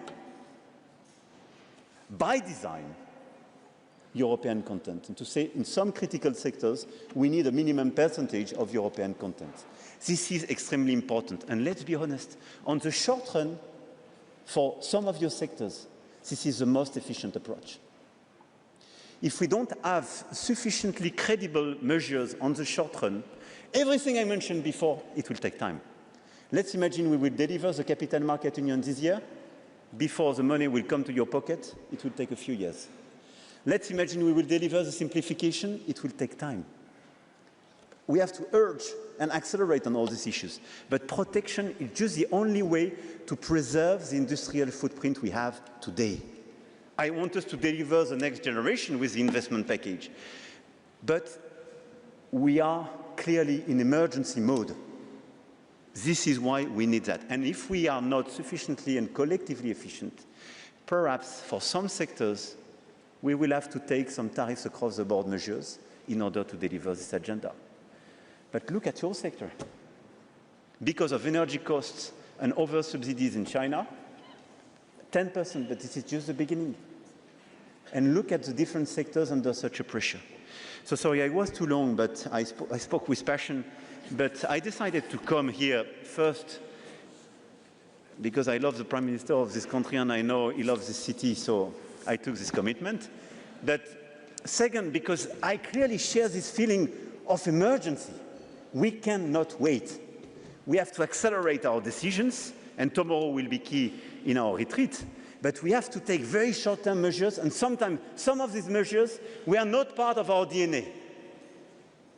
But we are living totally different new times. So we have to accept to deliver some critical measures, not very familiar with the classical European toolkit, because we are living different times. Emergency mode. So let's move and let's act. Thank you for your attention. Thank you very much.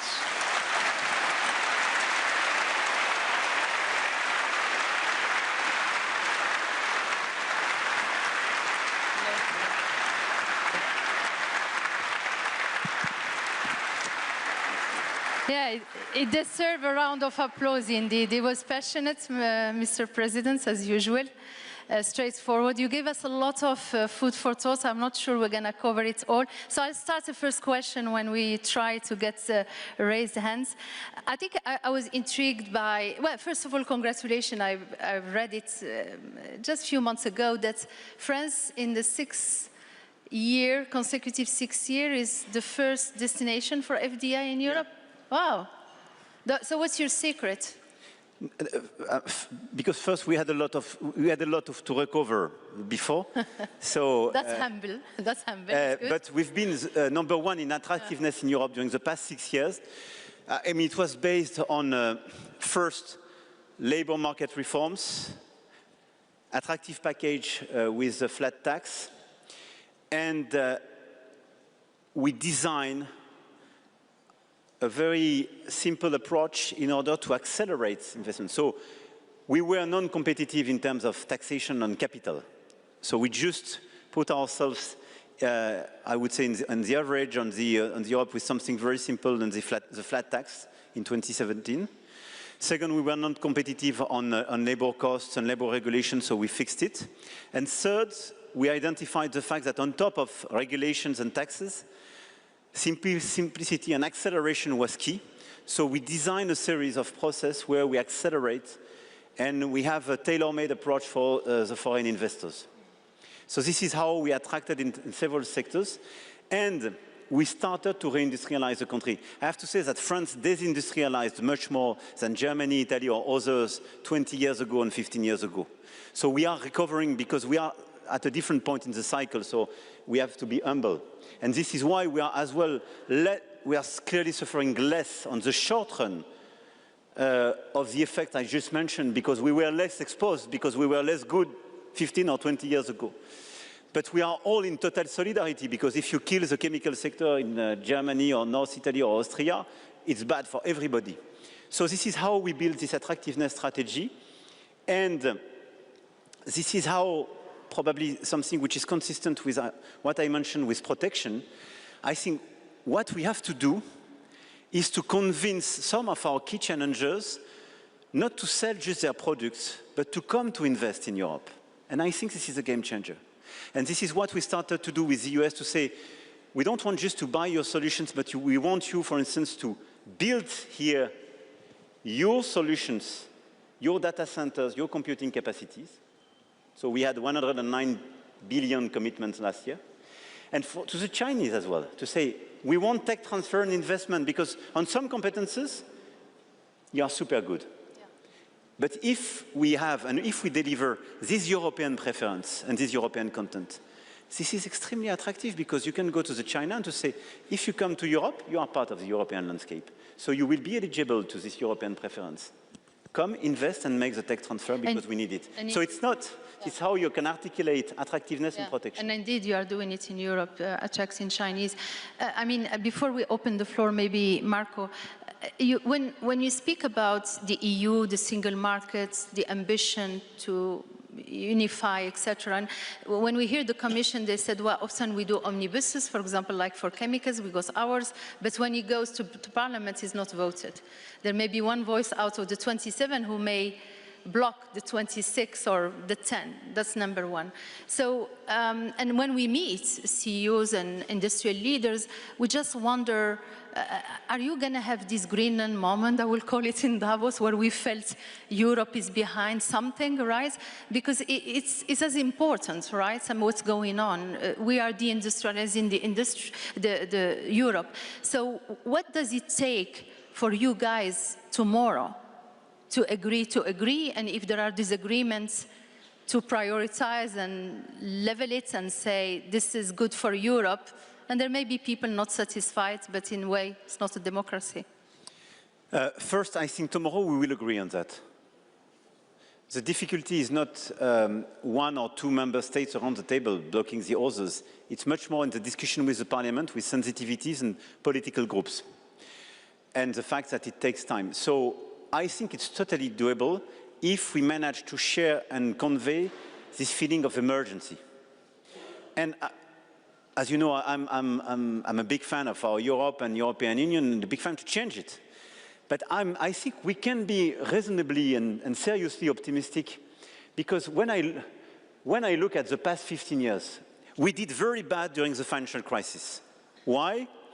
Because we remained divided between North and South, and we were super slow. And it took us 5 to 8 years to fix the financial crisis, when the US, which triggered, by the way, this financial crisis, fixed it in 1 year, max. it killed a lot of growth and opportunities for our continent. But on the other side, if you take COVID and war in Ukraine, we were extremely fast and we fixed the situation very rapidly. March 2020, beginning of the COVID pandemic.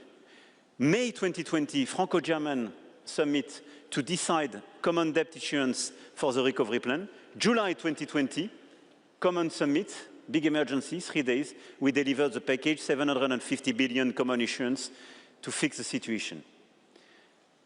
February 2022, the war in Ukraine, it took us 2 days to take the first sanctions and the first package of support of Ukraine.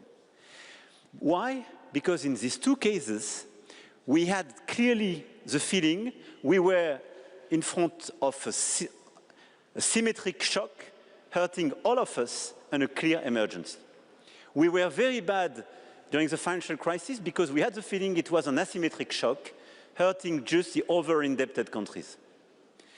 What is important today is to be sure that what we are living on our industry is a symmetric shock killing all the countries. If everybody is lucid on the fact that this is a shock and not a transition, it's going super fast, and it's hurting everybody at the same scale and same speed, we can deliver this agenda. The problem is that, till now, too many countries or political parties have the feeling that they can still, in a sort of normal business mode. It is a big mistake. And when I speak, for instance, about common debt, I don't speak about France. But if we are not able to invest in the key sectors, it's a killer for the small economies. For the smaller countries, they have no fiscal room, no capacity to deliver these common issues. So it means either we will not deliver, not invest in common, because we will go back to the fiscal national space, and they don't have it. So this is a common interest. So my conviction is we have clearly to convey the message that we are in emergency mode. This is a symmetric shock for all the economies, and we are close to be too late. So now, action mode. Yeah, and count on us to give you all the data to show you that the industry, absolutely. So on the omnibus, to make it short, I think all the omnibus package being prepared, plus the Industrial Accelerator Act, which is to be issued in the days to come, next week, okay, as the Vice President says it, I think we have clearly to reshape the agenda and deliver in the weeks and months to come. Well, thank you. And commit all together and put our parliamentary group together to say, okay, it's a new world, guys, if we don't make a big move forward. So that's light in the tunnel, guys. So let's take Q&A from the floor. Marco, can you help? Yes, absolutely. Yeah. Mrs. Itzma, I've remembered all your pictures from my heart, but I've cheated a bit. There you go. Yes, thank you so much. Monsieur le Président, thank you so much for your passionate speech and interventions also on the energy sector. I'm here to represent Siemens Energy today, and we hear a lot in your speech that we recognize. What we see in practice for the energy sector, and you spend a lot of on it at the first part of your speech, then when we talked about the preferred in Europe, not yet so much.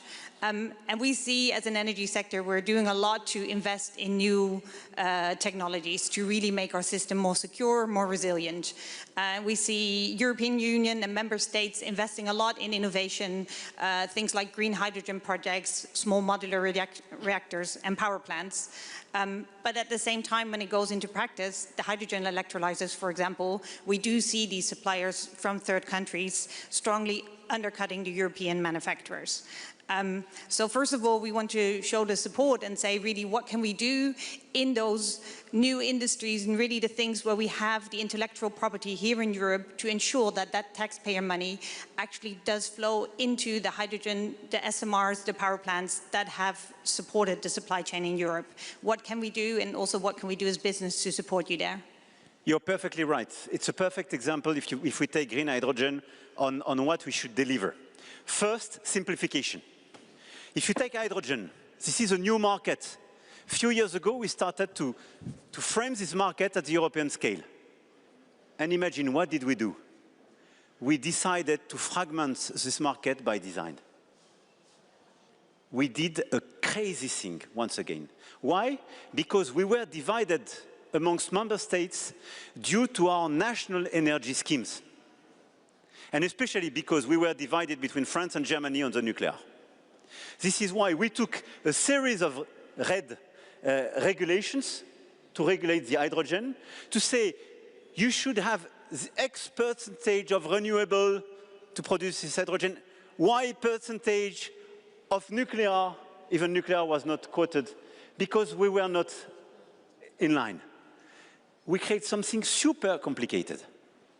We have to simplify the hydrogen regulation, number one. It should be part of this omnibus, and we push for that, in order to have a single, super easy hydrogen regulation at the European scale, being produced and based on tech neutrality. Tech neutrality and energy neutrality is key. I don't care it's a renewable coming from Belgium, Netherlands, Denmark, or Spain, or nuclear energy in Europe. I do prefer when it's low carbon, when it's competitive, and when it is produced on the European soil. If you take these three criteria, full stop. Whatever the technology will be, let's make it even simpler. We didn't do so. We did the opposite. So first point on hydrogen, simplification based on this criteria. Second point, European content. European content on hydrogen is key, because what you say is the perfect truth. Countries and some big industrials are buying some of non-European solutions. At the same time, we are financing investment in European solutions. And they are as efficient, both of them. This, for instance, American solutions were subsidized by the American taxpayers. Super good news for them. They are competitive, they enter in the market, and they are treated exactly like a European solution. There is no European preference at the equivalent level of innovation. If you put a European content and European preference, you preserve this advantage. First, you preserve the first investment we made in order to deliver innovation. And second, you guarantee that when you have a mechanism where we put the European taxpayer money, it is to be channeled in priority towards European players. This is exactly what we did on the automotive sectors with the recent regulation. And I think it was a good move, favoring European green steel, for instance. We have to do the same on hydrogen. And the third point is investment. If we want to be in the race on green hydrogen, but as well SMRs and so on, all the new generation on nuclear, the level of investment and public investment as well is huge. We cannot pretend just to have private money. And if you look at the US, you have a lot of private money in the US on the nuclear energy, but you have a lot of public money. If I take energy, it's true. If I take space, it's true. Everybody is fascinated by Starlink. I'm super happy. But if you are lucid, Mr. Musk is probably one of the guys of the world who had in his pockets the most billion, we had $1 billion of the American taxpayers in order to be subsidized. Elon Musk is first an over-subsidized guy by the federal agency in the US. Good news. He's super innovative. And he became competitive thanks to this American approach. He was financed by public money and private money, but a big bunch of Department of Defense among them. Second, he was preserved by an American preference, if you take the institutional launch for space industry, and he became competitive and came to our market. If we don't do the same for our own players, meaning European preference in space for the institutional launching, in your sector, to buy green hydrogen when you have a European solution or European SMRs for industry. And if we don't have the right level of European public investment to have this type of federal program to put a lot of money, no chance we will be in the race. And we are super naive just to consider it's a startup among the others. It's totally bullshit. I mean, it was largely prepared, and it's a political program with a lot of public money. So on these key sectors of innovation, we need much more public money. This is why we need, I think, this common issuance, because today we are not equipped to do so in order to invest in your sector. Energy is one of these drivers. So simplification on green hydrogen and other key points to go faster and be tech neutral. European preference and European content to be designed to be sure that we protect you and we favor your growth.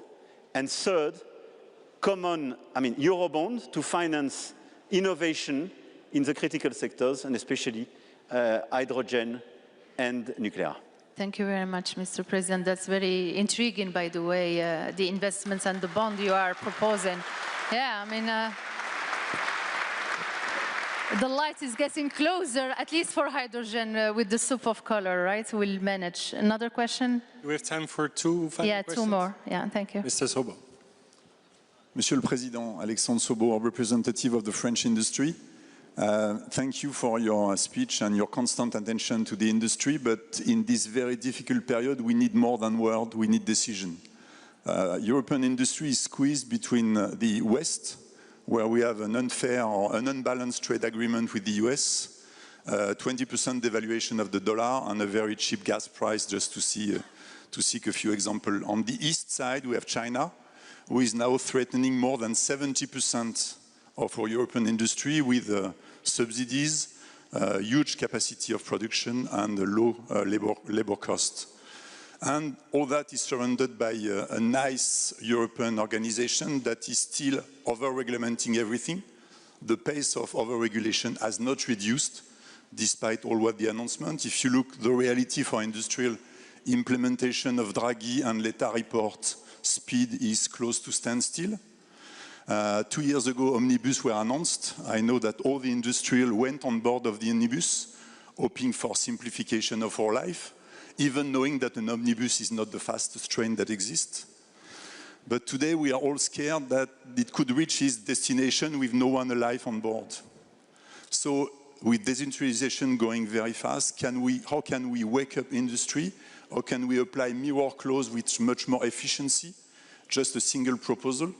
Instead of putting pressure on industry on mirror clause, we say we cannot apply any EU regulation on manufacturer before EU can secure that any product coming in apply to the regulation. And how do you intend to put with us pressure on EU to have all those changes implemented fast, because we're all at risk? Thank you.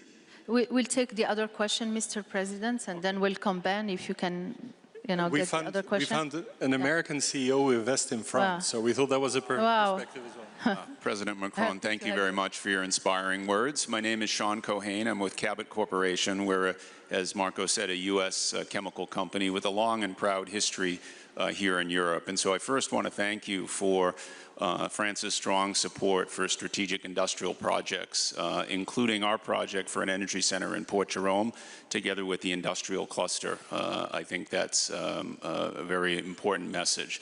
My question really is, how do you see the balance being calibrated between supportive investment frameworks, as we've seen in France, along with the urgent need for relief on EU ETS free allocation, which is, again, has a risk of undermining the very investment framework that's required? Thank you. Thank you. Maybe we start with the first one. I mean, both of them are linked. Yeah. Thank you very much, and thank you for your words and your commitment, both of you, in different conditions. I think, as you mentioned, ETS, it's clear that we have today an issue with energy costs, our competitiveness, and as I mentioned, we cannot have the situation on energy costs, plus the mechanism we put on the table, which are clearly hurting a lot of economies. I speak from a country which is not in the same situation as a lot of others, because I mean, due to our nuclear energy basis, I'm definitely less impacted than a lot of other economies. But if I take the Polish, the Slovakians, the Czechs, I mean, and we are all together in an integrated economic area, it's clear that ETS1 has a lot of impacts. This is why we propose some, I don't want to be too technical, but we have several measures to take it. I think killing ETS1 or releasing it would be a mistake because you create unpredictability and you create a lot of dilemmas, especially vis-à-vis those who made the efforts. So it's counterproductive.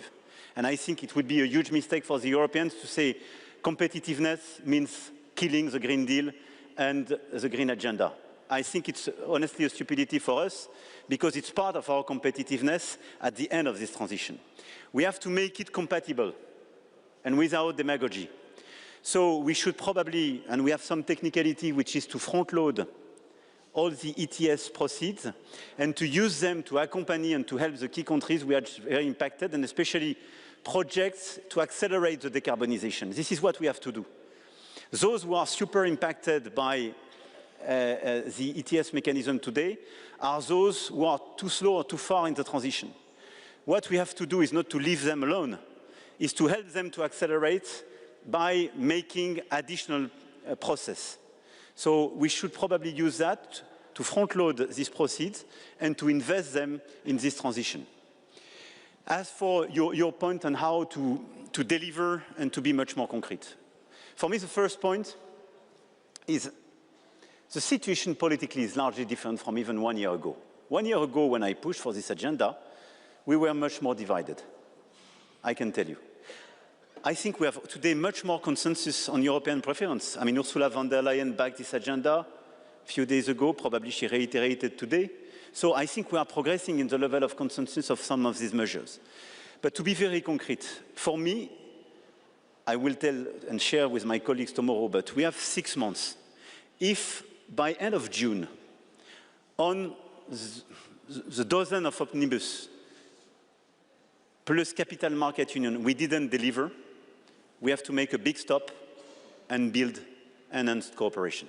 We have to change the method. It means that this method doesn't work.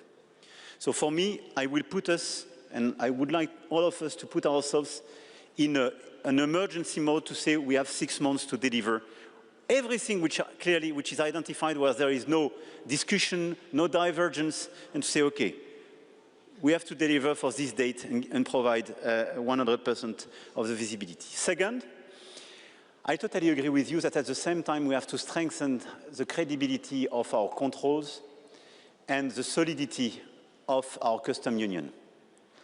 It was all the debate we had with our agriculture on Mercosur. There was no mirror clause. Exactly what you say is the problem we had on Mercosur with agriculture. No mirror clause, no control. I mean, how? I cannot explain to a farmer, an industrial, I will punish you with a regulation and I will favor the import of somebody I will not control and not being under the same regulation. This is completely crazy. This is when regulation for climate or social welfare means just disindustrialization on our continent. So at the same time, we are doing this simplification on this agenda. So omnibus, capital market union, for me, third point, we have to strengthen clearly this custom union. The Commission issued a few months ago some guidelines, but we have to make it much more credible by the increase of controls and the regulations. And indeed, by June, we need this assessment on some critical regulations. If we are unable to make this control, we need a standstill, I mean, not just a standstill, but we have to withdraw the regulation to put you in a situation clearly to be in competition. And this is why it could cover your point in 6 months' time, we don't deliver what I proposed. My last point is clearly on the protection and European preference. Believe me, what we did with the safeguard clause on steel, what we started to do in some critical sectors, this is a timing issue. And on some critical sectors, this European content, sometimes perhaps tariffs or super speed inquiry, this is the top priority. And this one, for me, is the one where we should deliver tomorrow with a very concrete agenda. I have to be honest, on this point, I'm not sure that I have 27 member states super happy with the investment package and European preference.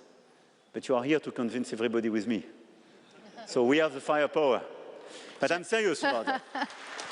Shall we come with you tomorrow?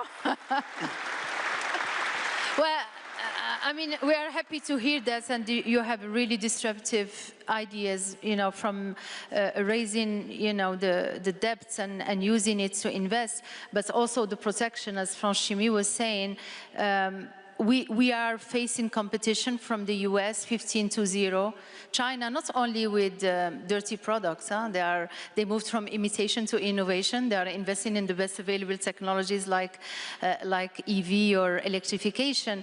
But there are also tariffs hidden inside the 27 member unions. I mean, we made the math, you know them, 40% for goods and 100% plus for services.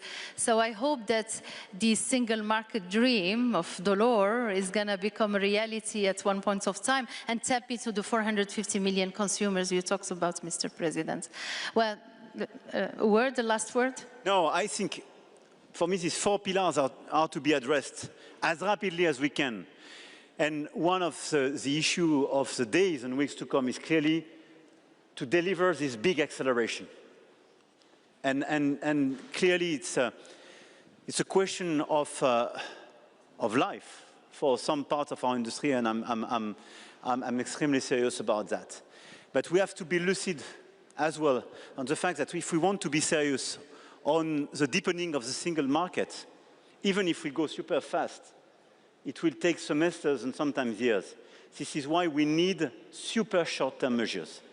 Reassessment of some regulations, acceleration on some simplifications, and acceleration on the European protection and some protection measures. Otherwise, we will be killed. So in the phasing, I would say, for me, simplification, protection is, super fast issues.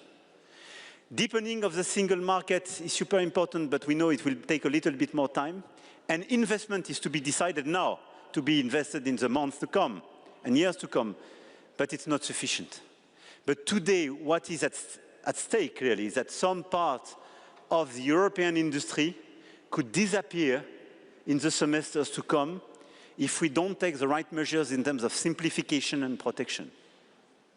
And the de-risking is not sufficient to do so. And the investment is as well a necessity. This is why I really believe, and I will leave you on this very simple message, we need an holistic approach, what I call the speed approach. Simplification, protection, investment, de-risking. The 4 pillars of speed are the one we need. But we have to speed up as well our approach. Because if we don't deliver in the 3 to 4 months to come, I take your point. I cannot come back to see you next year to say, guys, I have a good news. I'm convinced, I'm on your side, and so on. My credibility will be totally killed. And this is the last minute. So I'm lucid that we are in the same race with you. And we have to deliver this holistic agenda, this speed agenda with much more speed and much more scale. But you can't count on me. Thank you very much, Mr. President. I think we'll be with you tomorrow. You are our hope. Yeah, a round of applause for Mr. President. One point I want to add, because having said that, you can count on me. You can count on my colleagues. We will do our best. And tomorrow, for me, what's important is that we decide as well a big change in terms of method. Because the one we adopted during the past year didn't deliver sufficiently fast. But I don't want you to underestimate your strengths. We are still an extremely innovative continent. Your companies, in all the different sectors, and I recognize a lot of very familiar faces, you are best-in-class companies and innovators. And I don't want as well to have, I would say, too much negative narrative coming from the European side. We have to resist, we have to deliver our agenda, but we have to be super ambitious for ourselves and very positive for ourselves. Because we underestimate something we didn't discuss till now. We are, and we remain, a continent where rule of law, predictability remain valid. And look at the situation. China is an authoritarian regime.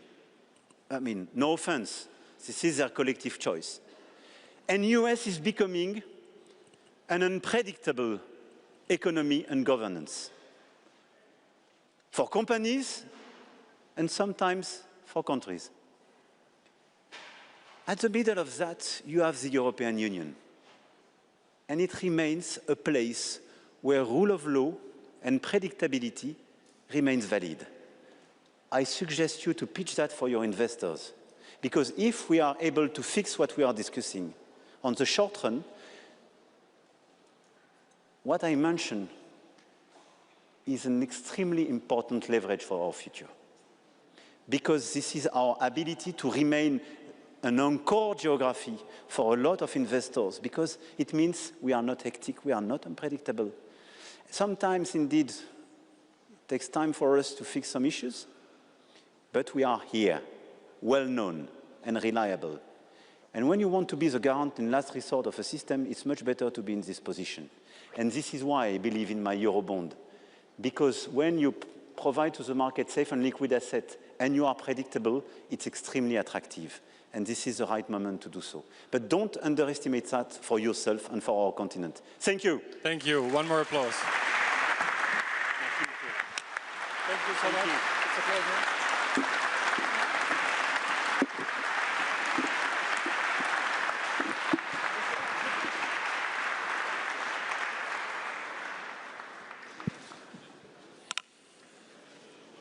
Heb je nog voor Merz?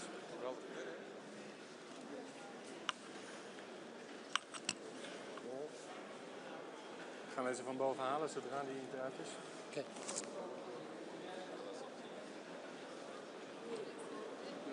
Merci.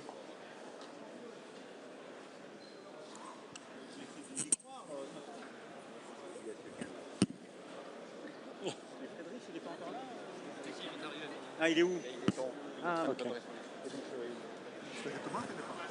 Ladies and gentlemen, if I could indeed ask you to keep your seats, because we'll continue straight with the German Bundeskanzler, who is also already in the building. And those of you who had reserved seats with the Bundeskanzler, please come forward as well and take your seats.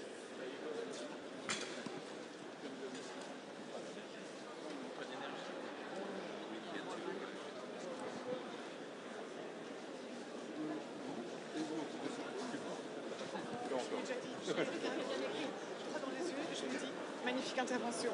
Il me dit, ah, j'ai essayé, j'ai fait de mon mieux. We try. Okay. You speak French or no? Vas-y.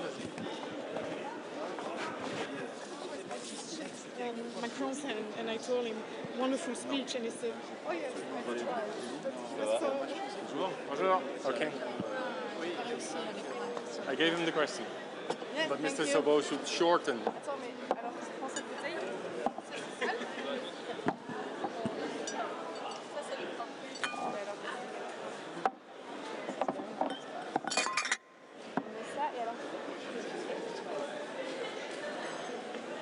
Hey, question. Are they coming elevator or stairs? I need to know. Through the elevator, so it's got to be the stairs. That is what I... Come on. Wil jij nog vooraan zitten bij Merz? Nee?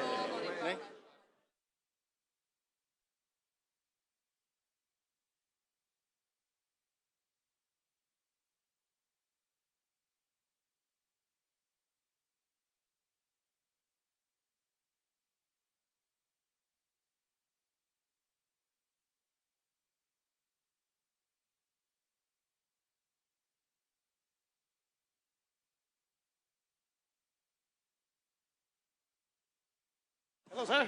Ladies and gentlemen, can you please sit down now? No, seriously. Not now, because Mr. Merz is coming. No, it's these guys. Yeah, please do. Welke micro ga je gebruiken? Dan zet ik die zeker open. Can you please all sit down to welcome the Bundeskanzler? Can I ask for your cooperation? Deze houden, die blijft van jou. Okay. People in the corner here, Can you please come and sit down, and people here in the room, to show the respect to the German Bundeskanzler?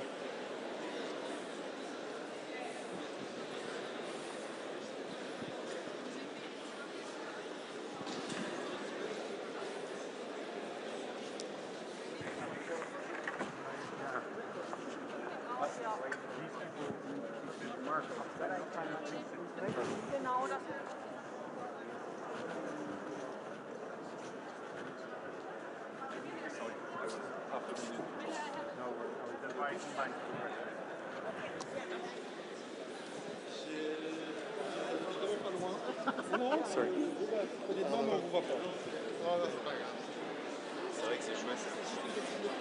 Is he coming down?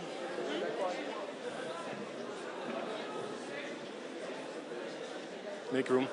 Guys, sorry Mathieu, you need to go. No more France, Germany.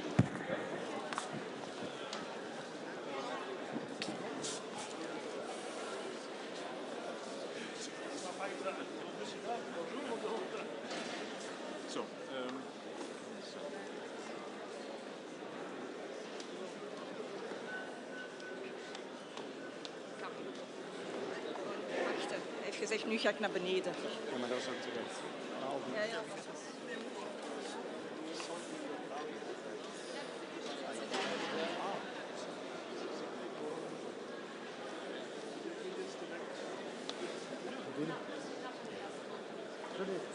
It's there.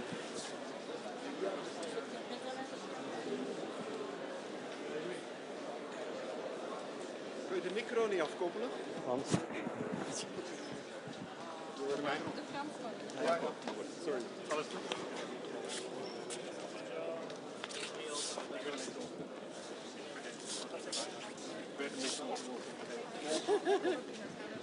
Okay. Ladies and gentlemen, can I please ask you to sit down for the last time and welcome the Bundeskanzler of Germany, Mr. Merz, with a warm applause, please.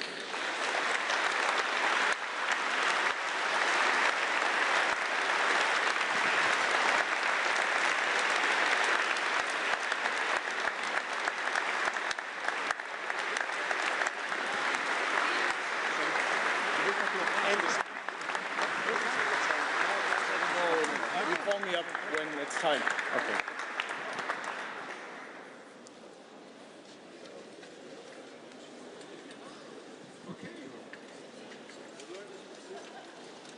We are indeed coming to the end of the session of what has been a very busy day, but I'm extremely proud to also welcome the German Bundeskanzler, which for my companies in the chemical industry is someone we rely upon a lot. I'll make it very short. I would like to invite you to do your speech, after which Markus Kamit and myself will join you on stage. So please, can I invite you here?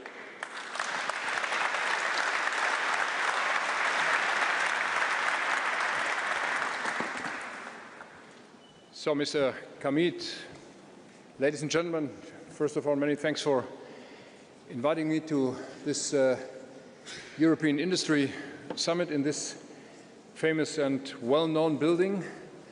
As your Prime Minister, dear colleagues from Belgium, told me, this is the birthplace of European capitalism. So this is a good place to meet today from the 16th century.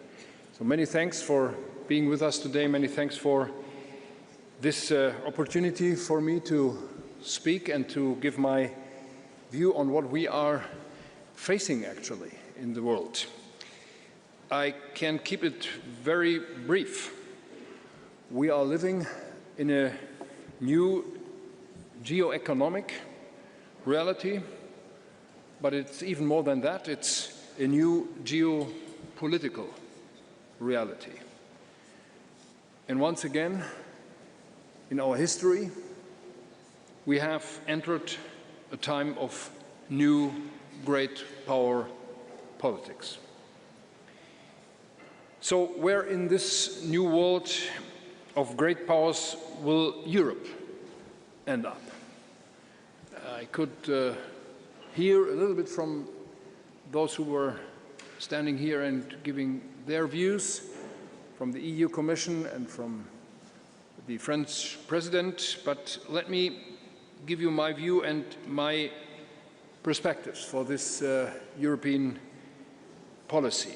What determines the answer to this question? Now, first and foremost, it's our economic strength. In this world in which we are living and we are faced with, only an economically powerful Europe will be a sovereign Europe. And this is the reality we are living in. In light of this insight, it is high time for Europe to act swiftly and to act decisively. EU's growth gap with the US is widening, and China is catching up. Only a few numbers. Over the past 20 years, China has grown by around 8% a year, the US by 2%, and the EU, in average, only by 1%. So we must close up this gap. We must close it up now. We've been there before in our history, and we have done it before as well in our history. From the ruins on the European continent of the Second World War to the turn of the millennium, we achieved it. Europe was able to nearly close the productivity gap with the US. We achieved this by uniting our strengths and making bold decisions. By example, we created, with the internal market program 30 years ago, the largest integrated market in the world, and we expanded it across most of our European continent. Now, after a quarter of a century of gradual decline vis-à-vis our biggest competitors, it is again time to take bold decisions. And this is not only my diagnosis. This is the inconvenient truth conveyed by Mario Draghi and Enrico Letta in their landmark reports. They have tasked us with an ambitious set of recommendations, and now it's time to implement them. Tomorrow, as you all know, in Oldenbiesen, we will negotiate an ambitious European competitiveness agenda.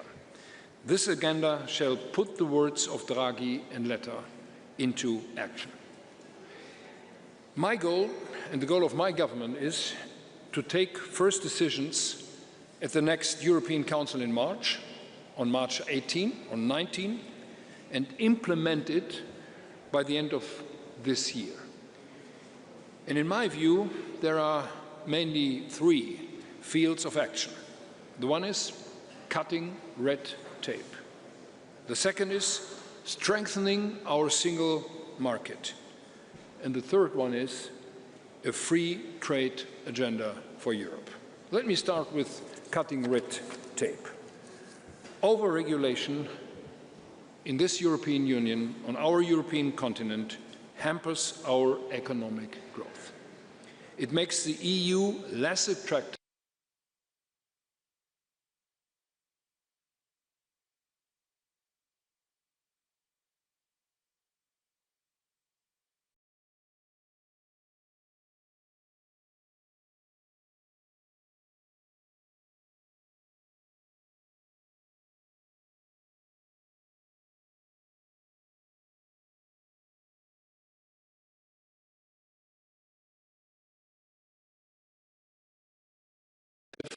for investment, and therefore we call for a true deregulation mindset.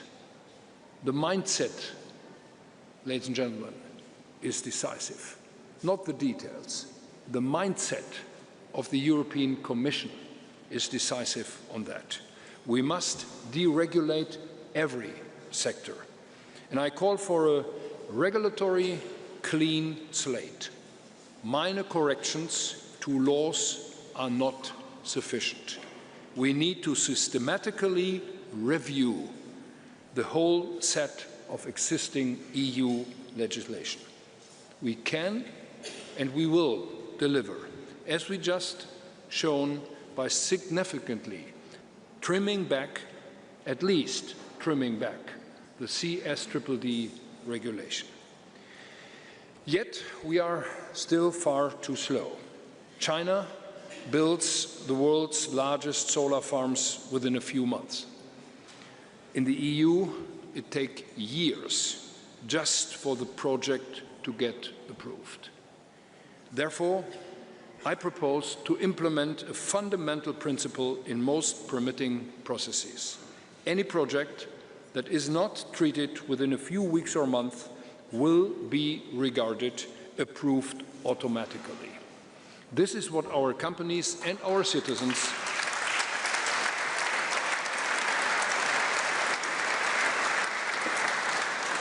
This is, ladies and gentlemen, what our companies and citizens expect of their administrations and their governments, and I believe it is their right. The second field of action is the single market. Economic integration between sovereign states in Europe is unprecedented, and yet internal barriers remain extremely high. Two numbers. They act as a 45% tariff on goods and a 110% tariff on services. Numbers and figures from the Letta report, meaning goods and services cannot move as freely as they should within the European internal market. Also, trade within the single market has declined recently. I'm sure you and your companies feel this development already every day. We must now change course. 62% of business leaders consider the single market as fragmented. For example, we currently have 27 different national corporate regimes. Most of our larger companies have learned to cope with the complexity, but it definitely hinders growth in the most innovative sectors. Especially for them, we need one single European set of business rules. Therefore, I strongly support the creation of what we call a 28th regime. And tomorrow, when we will have our meeting as leaders, I will advocate that we set over ourselves the ambitious deadline to bring this idea to life by the end of the year. Now, ladies and gentlemen, let me give some examples more precisely where we are lagging behind. Industry needs affordable energy prices, as you all know. The best way to lower prices is to expand cross-border energy infrastructure, thus creating a genuine, well-connected internal energy market. We did that in Germany together with Denmark a couple of weeks ago when we created the first bilateral energy hub on the island of Bornholm, with interconnectors to both countries, to Denmark and to Germany, to create at least between these two countries what we are naming and calling a single European energy market. Second example, EU companies are falling behind at the AI race due to overly complex rules. We need to make those rules simpler, and we need to incentivize risk-taking. Companies, for example, should experiment much more with new technologies to build the business models of the future. This will lead to more innovation in digital. Last but not least, our merger rules are outdated. Europe doesn't need European champions. It needs global champions. Competition policy must take the new geopolitical reality into account. We need rules that allow European companies to reach eye level with their US and their Chinese peers. Now, the third and last field of action which I would like to mention is our trade policy. We all feel it. The world around us has become rough. trade partners that we could rely on in the past, for years in the past, are building now walls around them. However, the European and Europe growth and prosperity have never come from protectionism. Just recently, the EU Commission has concluded free trade agreements with regions that are home to more than 1.7 billion people. Where others turn away from the world, we Europeans must step in. But we must get there much quicker. It should never again take us 26 years to get a trade deal, as it did with Mercosur. The world will not wait for us.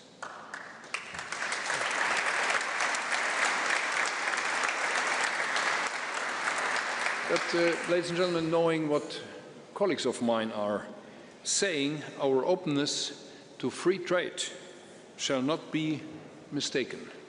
We are neither naive nor defenseless. We have instruments at hand to counter unfair practices. We will use them if necessary. And you might remember what happened in this famous week of Davos. As long as the American government was on the way to implement new tariffs on the European partners, we were ready to act, and we had a spontaneous meeting of the 27 leaders of the entire European Union on short notice on Thursday night. And if the Americans had not withdrawn until then their threat of new tariffs, we had implemented them. Again, we are not naive and we are not defenseless.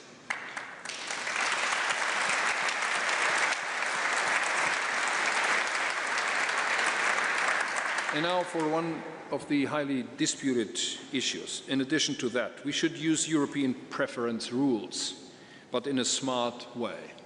Only for critical strategic sectors and only as last resort. And we need our trading partners, we must include them. This is why I believe made in Europe might be too narrow. Let us push for a made with Europe approach instead. Now, ladies and gentlemen, be it cutting red tape, be it strengthening our single market or diversifying our trade, time to act is now. And now that these institutions in the European Union are not as fast as they should be, we are fighting against a machinery which is working and working and producing new regulation. I'm with my government and together with others, and I know my colleague Bart De Wever as one of the key persons there. We are decided to change that. It might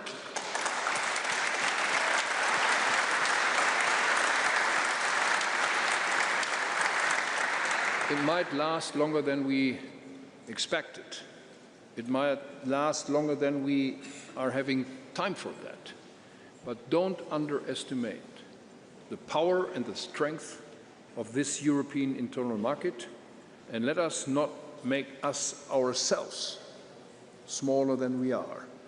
The world is looking at this European Union, and whenever you are traveling around the world, the European Union is seen much better and much more competitive than many of our business community are seeing this European Union.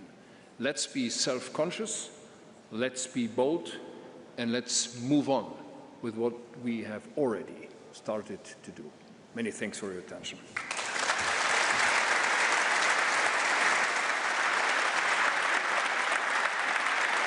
Can I please invite Markus Kamit to join the stage as well, our President of CEFIC and the CEO of BASF, and maybe indeed give Markus the opportunity to give a first reaction and a first question maybe. First of all, vielen Dank, Herr Merz. Thank you very much, dear Chancellor. I have to say after this speech, it's hard to give a co-speech here because I would subscribe to everything that you've said. So I really wanted to thank you for almost closing the day after many speeches that we've heard, but I think you had touched upon the key topics of the day.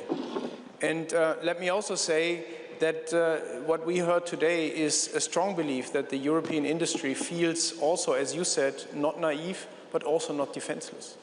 And we heard this many times in many forums today, that if we focus on our strengths and take away the burdens that we feel today in Europe, there's a lot we can do. And before we talk about protection and, let's say, look too much to the outside, we focus on Europe, focus our strength, and focus on re-establishing our strengths because we have them. And I think your strong words have really underlined this. But let me also maybe start the discussion, if I may, Marco. Is it okay to start the discussion? Let me also start by one thing. You mentioned energy cost and carbon and related elements like carbon costs. It was one of the bigger topics, I would say, today also in the room in our roundtable discussions. And of course, immediately, people, especially in the public, are making up or start the debate is actually questioning things like the European ETS system and the cost associated to this. Is this equal to giving up on our ambitions on the green transformation and on climate change? And I would like to give you the opportunity maybe to share your thoughts on this, because we know it's a problem, but we also know that we have a bigger task to fulfill as a society. Many thanks for this question, and it seems to be the elephant in the room, the ETS question. And Bart knows that. We are talking about that in the European Council already. We had some very strong comments from colleagues from the East, but also from Western parts of the European Union. My answer is quite simple. This system is not the system to generate new revenues. The system is implemented to reduce CO2 emissions, and at the same time to enable the companies to come to CO2-free production lines. So if this is not achievable, and if this is not the right instrument, we should be very open to revise it, or at least to postpone it, as we did with ETS2 for consumers. But ETS1 is for you. And I remember that we had a brief debate on this early on, and I fully share your view. You don't need subsidies for CapEx. You need lower OpEx. So your production costs are too high. And if we are speaking in the European Union about competitiveness, we should avoid everything what is jeopardizing the competitiveness of our industry. I'm fully in line with all those who are saying we have to do more on climate change. I'm fully in line with all those who are saying we are looking for instruments, for the right instruments. But at the cost of our industry, at the cost of the working places in our industry, this is unacceptable. And that's the reason why I'm in line with everyone who says, if this is not the right instrument, we have to talk about that. And we have to change it if it doesn't work. That's great, and I also want to give you the assurance that also from an industry perspective, I'm a firm believer that many of the solutions that are needed to fight climate change, to get to a net zero economy, are still going to be invented. We still have not seen all the technologies that are going to be possible in the next 10, 20 years, but we need companies to be able to invest into developing these technologies, scale it up. So I think that balance for me is also absolutely critical. You talked about one other thing that you've also addressed it. Your view is to take a balanced view on, let's say, made in Europe and European preference. Also a topic that was highly debated today. And I think to find the fine line between falling on the one side into protectionistic tendencies, and on the other hand, also not letting the world do whatever it wants with Europe is not going to be easy. How hopeful are you that there is going to be consensus among 27 leaders tomorrow to find a good path forward? Well, let me begin with some expectation management on tomorrow. We will not take any decision tomorrow. This is a retreat of the European leaders just to talk and discuss about competitiveness and about our environment we are working in and about the regulation we are implementing. And the next decision we could take will be on March 19 when we have our next regular European Council's meeting. But having said that, that does not mean that we will not come to preliminary conclusions tomorrow. One could be that we are taking more action on regulation, red tape. I think there is a broader understanding within the group that we need to do more. The bottleneck for us is parts of the European Commission and, unfortunately, parts of the European Parliament. We are having serious debates with the European Parliament how to come to decisions into the right direction. And that's the reason why I'm always asking, and I'm doing that from this place again today, I'm always asking you, get in touch with your local European parliamentarians. They are really very influential. Underestimated. It's a happy life if you are there. I was there in the European Parliament. It's a great parliament, but you are, as a single parliamentarian, you are never and nowhere as strong as you are in the European Parliament. So please address them from the industry and please tell them what the real threat is for your companies. So, but we are on the way. I'm hearing that Ursula von der Leyen and others are making the way open to reduce red tape fundamentally. But we are, frankly, we are not there where we should be. And this is hard work, but we are doing that work because it's worthwhile to do that because this is really this over-regulated market in the European Union. I was there, and Bart knows that. I was in the European Parliament when the internal market program was made. This was not our idea to have this over-regulated market in the European Union. The former idea from the very beginning of the internal market program was a completely different one. So, and we could go back to that, what we did and thought in the early 90s when we implemented this internal market program, and we should be again an open market with not this regulation we are actually seeing. So I would just say one thing. The sentence that we probably heard most today was now, or the word that we most, it's now. It's so if you come to a consensus amongst the 27 leaders tomorrow, also feel free to take a decision. So that's all. It might just happen along the way.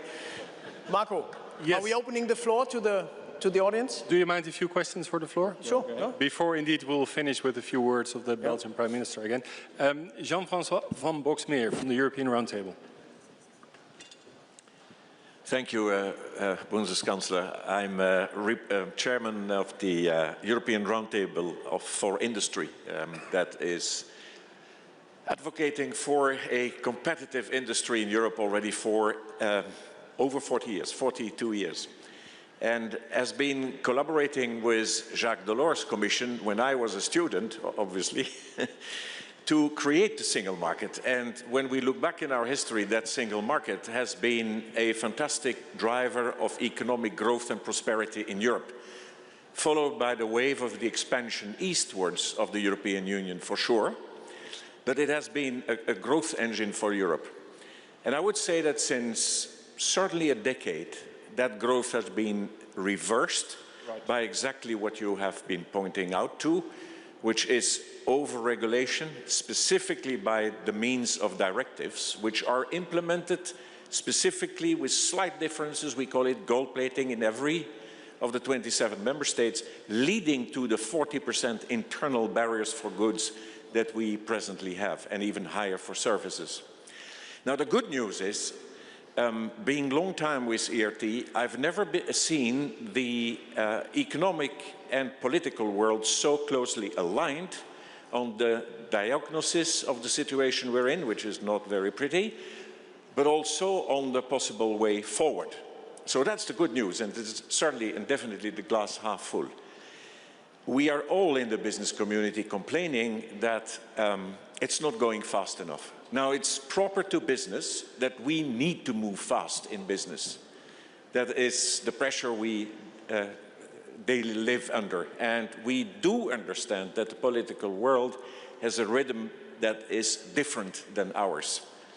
But we have seen the European community, I mean the Council, the Commission, even the Parliament, when we are attacked, we are there. We have seen it with the COVID, we have seen it with the war on Ukraine, we have seen it now under the attacks of President Trump. It's very effective. Can't we be as effective building our own turf at home?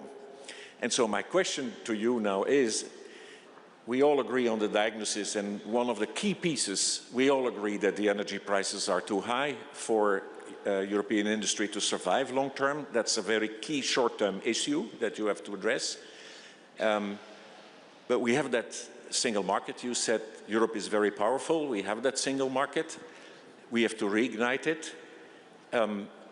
What is in your mind, and would that happen tomorrow, seeing that the leaders are so close to each other? What is the point where you say, and now we have to go to another solution, which is looking for coalition of the willings, which will be smaller in Europe? Is that the solution? But what is in your mind the trigger point? And even a more daring question, what if you don't agree with President Macron? Either Germany and France don't agree. Can you then go for that solution? Or is there another way to stay united and really get the job done? Thank you. Many thanks for this very interesting question and this comment before, because I fully share your view that we achieved a lot. But if you look at the European history, of the European Union, you can always see that we not developed this European Union in a permanent process, step by step, moving forward. The history of the European Union is always a history of attacks, destroyed companies, destroyed countries. This is how the European Union was founded in the 50s, after 2 world wars, and the instrument was steel and coal, but it was never the industry the purpose. The purpose was the political integration. Next step was the European Union itself. Then we had the internal market, and then we had currency union. And we always had good reports. For the internal market, you might remember, this was the report from Jacques Delors, published in 1985, and in place with all the regulation in 1993.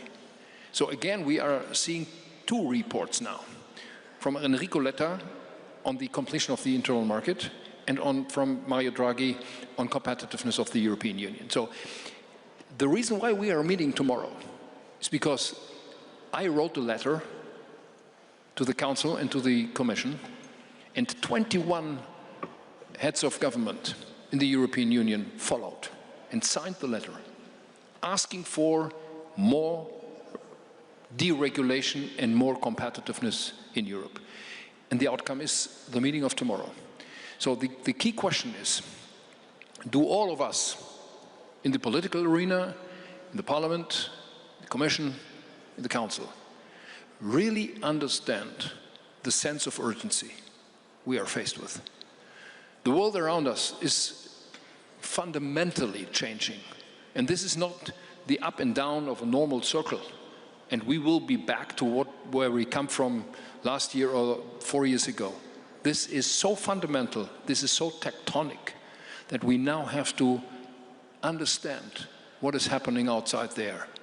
And that's the reason why Bart and myself and others, we are pushing so hard on the EU Commission and on the Parliament to move on and to take priorities now. And my priority is, beyond defense, competitiveness of our industry. If we are lagging behind longer than we did in the past, with our growth rates, with our innovation capacities, with labor markets, we will lose this battle. And we will never catch up again, because the world is changing so fundamentally. So again, this is my feeling of this urgency we are faced with, and I'm trying to convince my colleagues to go this way. We are having a great opportunity ahead of us, but we must not miss it. And since you mentioned also the security of Europe, I think it's fair, and we said this also many times today, to recognize that European industrial strength, and with this economic strength, is the foundation of restoring our ability to defend ourselves. And one famous saying that I really like is, if what you cannot defend, you don't own. So we better shape up our abilities to defend ourselves, and for this we need a strong European industry. Thank you. One last question, because the uniqueness of Antwerp and the Antwerp Summit as well, that we work together with the trade unions, which is a coalition that I think makes this very special. And I'd like to give the floor to Michal Vassiliadis from IGBC for the last question. Thank you, Mr. Merz. Thank you for your words. So rebalancing the question of the triangle, so-called triangle, between going green, going growth, innovative, and secure jobs is an unbalanced situation. And you have very clear words. And one thing is that Germany, as the driving engine of the industry in Europe, have to have a clear voice, and you have mentioned that. Do you see, looking on the chemical industry, where Germany is the strongest economy, do you see some specific things what you can do also with some partners in Europe to drive this roadmap you have already mentioned a bit faster? Because what we are doing now is we're paying with jobs, and we're paying with decreasing economy. So this is the hardest price paid, and you have also seen in many countries that we're paying also with political support. I see that if we don't change the roadmap, then we will see the right wings take over some of these issues. So that is the reason why I see also a political issue behind all these economic things. Thank you.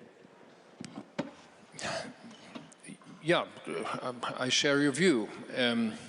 We are not just faced with very strong competition from outside the European Union. We are faced within the European Union with political parties which are challenging our democratic system. And look what is happening actually in these days in the UK, what is happening in many other countries in the European Union. Look what might happen with the presidential election in France next year. So this is, for many, sorry to say that in this group, I very much hope that nobody in this room is feeling addressed, but there are many business leaders in Europe who are a little bit amazed by this authoritarian behavior, and seeing that democracies are needing time for taking decisions. So in an authoritarian system, you can take decisions within hours. Most of them are wrong, but you can take them. Democracies need time. But what we have to convince our electorate, our parliaments, our governments, the European Union, we do not have time enough to debate for weeks and months and potentially years what we could do now and how we should react on what we are faced with in the world.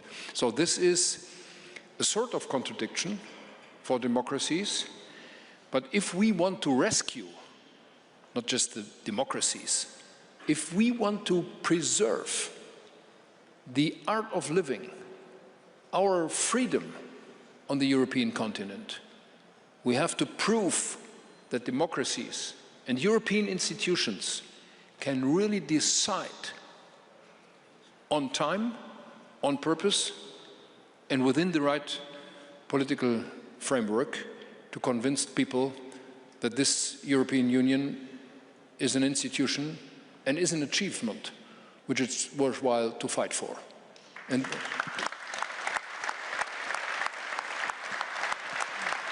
look, this is, and let me just give you one brief remark, final remark on the German position on that and my personal approach. As I said, my first political mandate as a young man was in the European Parliament. And I'm really, until today, I'm deeply determined what I learned there, what this European Union could do and what it should not do. But this achievement for us, the Germans, is the biggest achievement in our history, to be back with those countries and people in the world who are fighting for democracy, for freedom and for peace. So I never will give up my European conviction. And I know that the European government and the European Chancellor in specific has to take a very strong role in this European Union. Not telling all the others what they have to do, but moving ahead, going ahead, and dragging all the others with us, that we can do more than we actually see from this European Union, and that we can prove that this European Union is the right answer to what we are seeing in the world.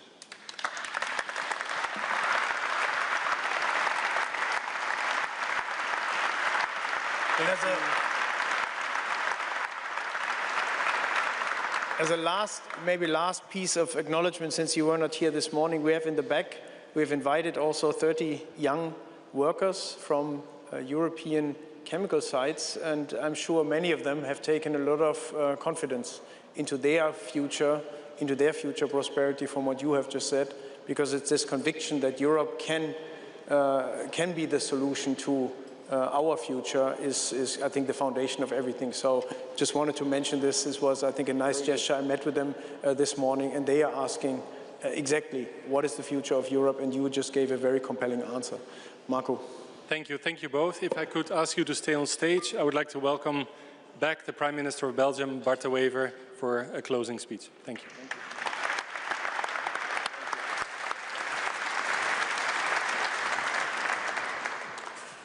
Herr Bundeskanzler, ich freue mich sehr, dass Sie heute an die Haustür der deutschen Industrie angekommen sind.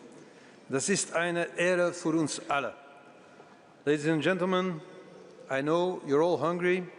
You want to go home. They have a nice German expression. Alles ist schon gesagt, aber noch nicht bei jedem. I'm the last man standing, but I'll keep it very, very, very brief. The German ambassador a few moments ago said 16th century, probably they still used Latin. So I looked it up on my phone, and indeed, above the door in the 16th century, there was a Latin saying, in usum negotiatorum quiscumque nationis et linguae, for the use of merchants of every nation and of every language. And that spirit of open exchange and spirited competition is etched into the DNA of this city and of Europe itself. We remain, and we must remain, open for business, open for ideas, open for cooperation. 10 years ago, when this building was being restored, archaeologists were excavating the ground beneath the floor you're sitting on, and they uncovered the remains of a man and a woman from the Bronze Age, roughly 3,000 years ago. At that time, this area was marshland, only home to a few fishermen and farmers. Today, it is Europe's second largest port. It hosts the world's largest maritime industrial complex, and that is what our ancestors achieved. That is progress, that is the power of industry, and that is why we are here today, to reaffirm Europe's commitment to its industrial future. I don't have to explain to you that we're under pressure. You told us the pressure we are under. So now it's up to us to make choices. Will this become our downfall, or will we use this crisis to serve the common good? This is a defining moment for the responsibility, and it is a defining moment to make choices. We are facing a moment to mend or to end. And industry is not just an economic sector. It is the foundation of economic resilience technological leadership and strategic autonomy. When industry thrives, Europe thrives. That is why we must concentrate on core priorities, and you all know what they are. The German Chancellor just ticked all the boxes, and every box was met with applause. Europe still has the market, the talent and the capital. What we lack is speed, focus and political determination. The presence of the leaders of the largest member states here today in Antwerp is a very important signal. A strategic course correction has to come on the table. Tomorrow, in Aldenbiesen, strengthened by the insights and commitments of everybody in this room, we will have to show that Europe's model has a future, that we can strengthen competitiveness, that we can rebuild industrial strength, and that we can harness innovation for a shared prosperity. You know, Friedrich, the Aldenbiesen site was founded by der Deutschen Orden, by the German order. So it's the ideal place to repeat exactly what you said here. And I will support you 100%. And I know that many other leaders will do so as well. Because if we want Europe to matter in the world, our industry must matter first. It's up to us. Let's bring back confidence and hope to our continent. Long live Europe. Thank you.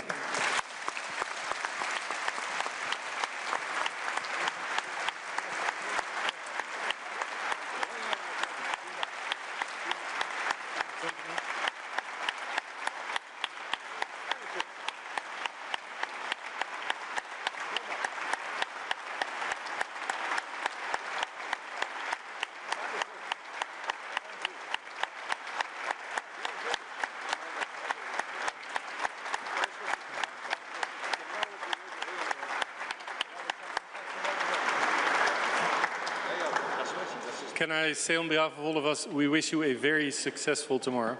Thank you so much.